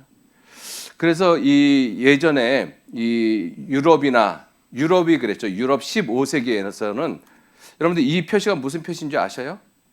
이발소 표시죠. 마버샵이라고 이야기하는 이 이발소에서 외과 수술을 했습니다. 이발사들이. 그래서 이발소 표시가 이 빨간 것은 동맥을 의미하고 파란 것은 정맥을 의미해요. 그죠? 그래서 이 이발소에서 사혈을 많이 했거든요. 이게 이러한 의미가 있다는 거 이제 아셨죠? 그러니까 전도 집회 오니까 이런 것도 알고 얼마나 좋으셔요. 자, 그리고 레위기 11장 6절에 보면 토끼가 새김질을 한다라고 되어 있잖아요. 이거 3,500년 전 기록이거든요. 근데 토끼 실제로 새김질 합니다. 그죠? 여기 보시면, 자, 여기 보시면 이 이 색임질이라는 것이 뭐냐? 과학적으로 색임질이라는 것은 바로 이 시코트로프 생성과 그에 의한 셀룰로즈, 섬유질 분해 작용을 가리키는 것이다. 따라서 산토끼는 색임질하는 동물, 즉 반추 동물에 속하는 것이다. 이 사실을 1882년에 알았는데 3,500년 전에 성경은 벌써 토끼가 색임질하는 동물이라고 말씀하고 있잖아요. 여러분들 이렇게 어떻게 이걸 기록을 할까요? 믿음 좋다고 기록할 수 있겠습니까? 아니면 기도한다고 기록할 수 있겠습니까? 여러분들 이렇게 성경은 하나님의 말씀이라는 증거들이 굉장히 많이 있습니다. 그 외에 오늘은 이제 창조에 대한 부분에 대한 것들만 좀 살펴봤지만 그 외에 이 역사적인 사실, 그죠? 그러한 것들은 이제 내일서부터 좀 자세히 살펴보려고 합니다. 자, 오늘 남아 있는 시간이 한 10여 분 남아 있는데 그 짧은 시간 동안에 무엇을 좀 말씀을 드리려고 하는가 하면 우리 인생에 대해서요. 왜냐하면 요한복음 5장 39절 말씀에 너희가 성경에서 영생을 얻는 줄 생각하고 성경을 상고한다. 이 성경이 우리 영생이 이 육체에 대한 말씀은 아니에요. 왜? 육체는 70년, 80년 살다가 죽는 것이 육체의 생명이잖아요. 그죠? 성경은 말씀하시기를 시편 90편 10절 말씀에 같이 읽겠습니다. 우리의 연수가 70이요 강건하면 80이라도 그 연수의 자랑은 수고와 슬픔뿐이요 신속히 가니 우리가 날아가나이다. 우리의 연수가 70, 강건하면 80. 여러분들 이 70이면 농사 70번 지면 인생 끝이 납니다. 그죠? 인생이 긴 것 같잖아요. 농사 70번 지면 인생 끝나거든요. 지금 70번 이상 지신 분들도 계시네요. 그죠? 여러분들 보름달 840번 보면 인생 끝이 나거든요. 840번. 그죠? 정말 인생 별거 아니거든요. 그런데 우리 인생을 이 인생을 살아오신 어르신들하고 대화를 해보면 어르신들 공통적으로 하시는 말씀이 있어요. 뭐냐면 참 고생스러운 날들 많았다. 특히 할머니들은 나같이 고생한 사람이 또 있을까? 이런 말씀들 많이 하셔요. 인생이 정말 고난이거든요. 성경은 뭐라고 말씀하시는가 하면 욥기 5장 7절 말씀에 인생은 고난을 위하여 났나니 불티가 위로 나름 같으니라. 인생은 고난을 위해서 났다는 것입니다. 그죠? 인생은. 성경에서 우리 인생을 뭐라고 말씀하시는가 하면 야고보서 4장 14절 말씀에 같이 읽겠습니다. 내일 일을 너희가 알지 못하는도다. 너희 생명이 무엇이뇨? 너희는 잠깐 보이다 없어지는 안개니라. 잠깐 보이다 없어지는 안개. 인생 일생 일장 춘몽이라고 말씀하잖아요. 그죠? 잠깐입니다. 잠깐. 여기 계신 어르신들도 지금 생각을 해보면 뒤돌아보면 이팔청춘 꽃다운 시절이 엊그제 같잖아요. 그죠? 저도 지금 뭐 이렇게 어르신들만큼 이렇게 많이 살아오진 않았지만 지금도 제가 이렇게 이 가방 두고 이렇게 길거리를 가면 예쁜 여학생이 뒤에 따라올 것 같은 착각을 느껴요. 죄송합니다. 정신이 멀쩡하지가 않아요. 사람이 육체가 늙지 마음이 안 늙잖아요. 그죠? 정말 인생 짧은 시간인데 그 짧은 시간에 인생의 자랑이 수고와 슬픔뿐이다. 고난이라고 말씀하고 계시거든요. 그래서 인생은 이사야 40장 6절 말씀에 말하는 자의 소리여 가로되 외치라 대답하되 내가 무엇이라 외치리까 모든 육체는 풀이요 그 모든 아름다운 들의 꽃과 같다. 여러분들 이 들풀을 보면 사람들의 발에 밟히는 그 들풀을 보면 별거 아니잖아요. 근데 그 들풀이 꽃을 피우거든요. 잠깐 꽃을 피웁니다. 그죠? 인생에 아름다운 시절이 있어요. 틀림없이 있습니다. 제가 개인적으로 좋아하는 꽃이 목련꽃을 참 좋아하거든요. 이 목련꽃을 보면 이 모습을 한번 보셔요. 이게 재작년 봄에 찍은 사진인데 이 정말 앙증맞잖아요. 그죠? 이제 뭐라 그럴까? 한 4, 5살 된 계집아이의 모습. 그죠? 얼마나 예뻐요, 이게. 이런 모습들. 그런데 곧 이렇게 피잖아요. 요 모습은 한 20대, 30대의 여인의 모습 같잖아요. 그죠? 그런데 이 모습이 잠깐이거든요. 그새 이렇게 돼요. 지난번에 이 모습을 40대라고 이야기했더니 40대 자매님, 여자분들이 항의를 하더라고요. 50대라고 하죠, 50대. 50대 분들 이따 항의하지 마셔요. 근데 이렇게 금세 변하고 금세 이렇게 변해요. 이 목련은요, 여러분들 장미는 모든 꽃은 지면 다 추합니다. 그죠? 근데 목련은 더 추해요.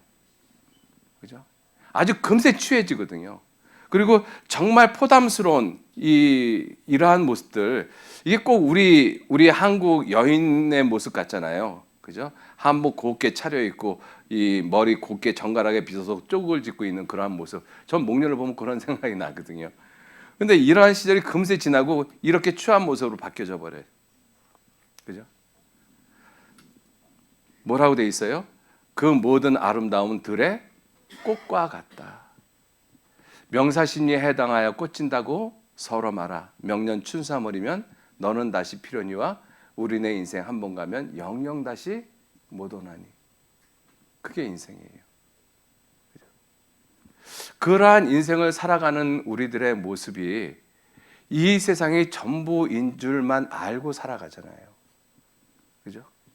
영혼에 대해서는 아무 관심이 없어요. 시편 144편 3절 말씀에 여호와여 사람이 무엇이간데 주께서 저를 알아주시며 인생이 무엇이간데 저를 생각하시나이까. 사람은 헛것 같고 그의 날은 지나가는 그림자 같습니다. 사람은 헛것 같고 그의 날은 지나가는 그림자 같다. 그림자. 여러분들 그림자가 있다면 분명히 실체가 있어요. 그죠? 실체가 있습니다. 그림자는 있는데 실체가 없다. 실체는 있는데 그림자가 없다. 이럴 수는 없잖아요. 우리가 살아가는 인생, 내 날, 70년, 80년이 그림자와 같다. 그러면 이 날의 실체가 도대체 뭐냐 하는 거예요. 실체가. 그런데 한번 이 그림을 보고 한번 생각을 해보셔요. 여기 보시면 여기에 떡잎이 이렇게 나와 있습니다. 이게 실체지 않습니까? 거기에 그림자가 있어요. 실체하고 그림자는 뗄래야 뗄 수가 없죠. 그런데 성경에 우리 인생 70년, 80년이 그림자 같다. 그리고 내 육체가 그림자와 같다라고 말씀을 하고 있는 거예요. 이 모든 것들이 다 그림자와 같다. 그러면 그림자가 있으면 반드시 실체가 있는데 이 70년, 80년의 실체가 뭐고 내 육체의 실체가 뭐냐 하는 거예요. 그죠?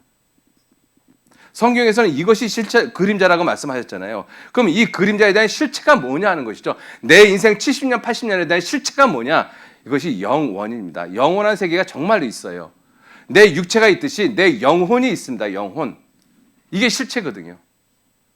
근데 우리는 실체를 위해서 살아온 것이 아니라 전부 다 까지. 그죠? 여러분들 그림자가 더 중요해요? 실체가 더 중요해요? 실체가 더 중요하죠. 근데 내가 지금 실체를 위해서 살아왔습니까? 그림자를 위해서 살아왔습니까? 그림자를 위해서 살아왔잖아요. 뭔가 잘못 살았다는 것입니다. 그래서 하나님이 우리 인생을 힘들게 만들어 놓으셨어요. 여러분들, 하나님이 이 솔로몬이라는 사람에게 지혜를 주셨습니다. 그 솔로몬이 이 왕으로서 자기가 하고 싶은 것을 다 해본 사람이거든요. 그 사람이 이렇게 말을 하고 있습니다. 전도자가 가로되 헛되고 헛되며 헛되고 헛되니 모든 것이 헛되도다. 이 사람이 거지처럼 살고 이렇게 말한 것이 아니거든요. 한 나라의 왕으로 살았습니다. 자기 눈에 보는 대로, 자기 마음에 원하는 대로 다 해본 사람이에요. 그 다 해본 사람이 마지막에 하는 말이 한마디로 인생 헛되다. 인생 무상이다. 이 솔로몬이 지혜를 써서 연구를 했습니다. 도대체 인생이 뭘까? 인생이 뭘까? 마음을 다하며 지혜를 써서 하늘 아래서 행하는 모든 일을 연구하며 살핀즉 이는 괴로운 것이다. 인생은 한마디로 고해다. 괴로움의 바다다. 그죠? 이거를 깨달았어요. 근데 이거는 여기까지 인생이 괴롭다는 것을 깨닫는 것은 솔로몬이 아니어도 다 깨닫습니다. 인생을 조금 살아보면 알아요. 정말 인생이 괴로움의 날들의 연속이거든요. 그런데 솔로몬이 정말 지혜로운 것은 뭐냐면 이 괴로운 것이 어디서 왔느냐 하는 거예요. 우리 대부분의 사람들은 내 인생이 괴로우면 내 팔자가 그러려니 팔자 타령하거든요. 그죠? 뭐 어쩔 수 없지. 뭐 내가 이 집안에서 태어났는데 뭐 내가 태어나게 이런데 뭐 그냥 그렇게 그냥 이렇게 자포자기 하면서 인생을 살잖아요. 근데 솔로몬이 똑똑한 것이 뭐냐면 인생이 괴롭다는 것을 발견을 했어요. 알았는데 그 괴로운 것이 어디서 왔을까? 어디서? 하나님이 인생들에게 주사 수고하게 하신 것이라 이걸 깨달았다는 거예요. 하나님이 나를 괴롭게 했다라는 것입니다. 그러면 우리 하나님한테 물어야 돼요. 하나님이 나를 만드셨으면 내 인생 왜 이렇게 힘들게 만들었습니까? 왜 내가 죽지 못하고 살아야 되고 왜 내 인생을 하는 것마다 꼬이고 왜 내 가정은 힘들고 내 자식이 왜 죽고 내가 왜 이혼을 당하고 하나님한테 물어야 되잖아요. 팔자 타령할 것이 아니라.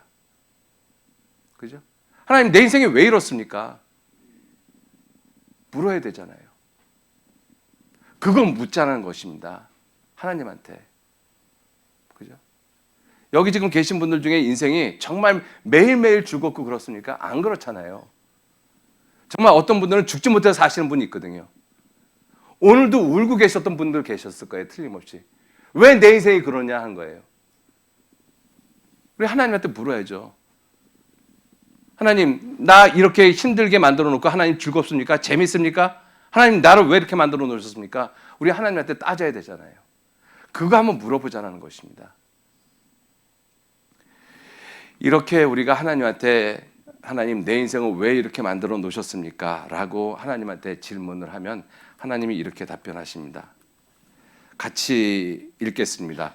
주께서 인생으로 고생하며 근심하게 하심이 본심이 아니시로다.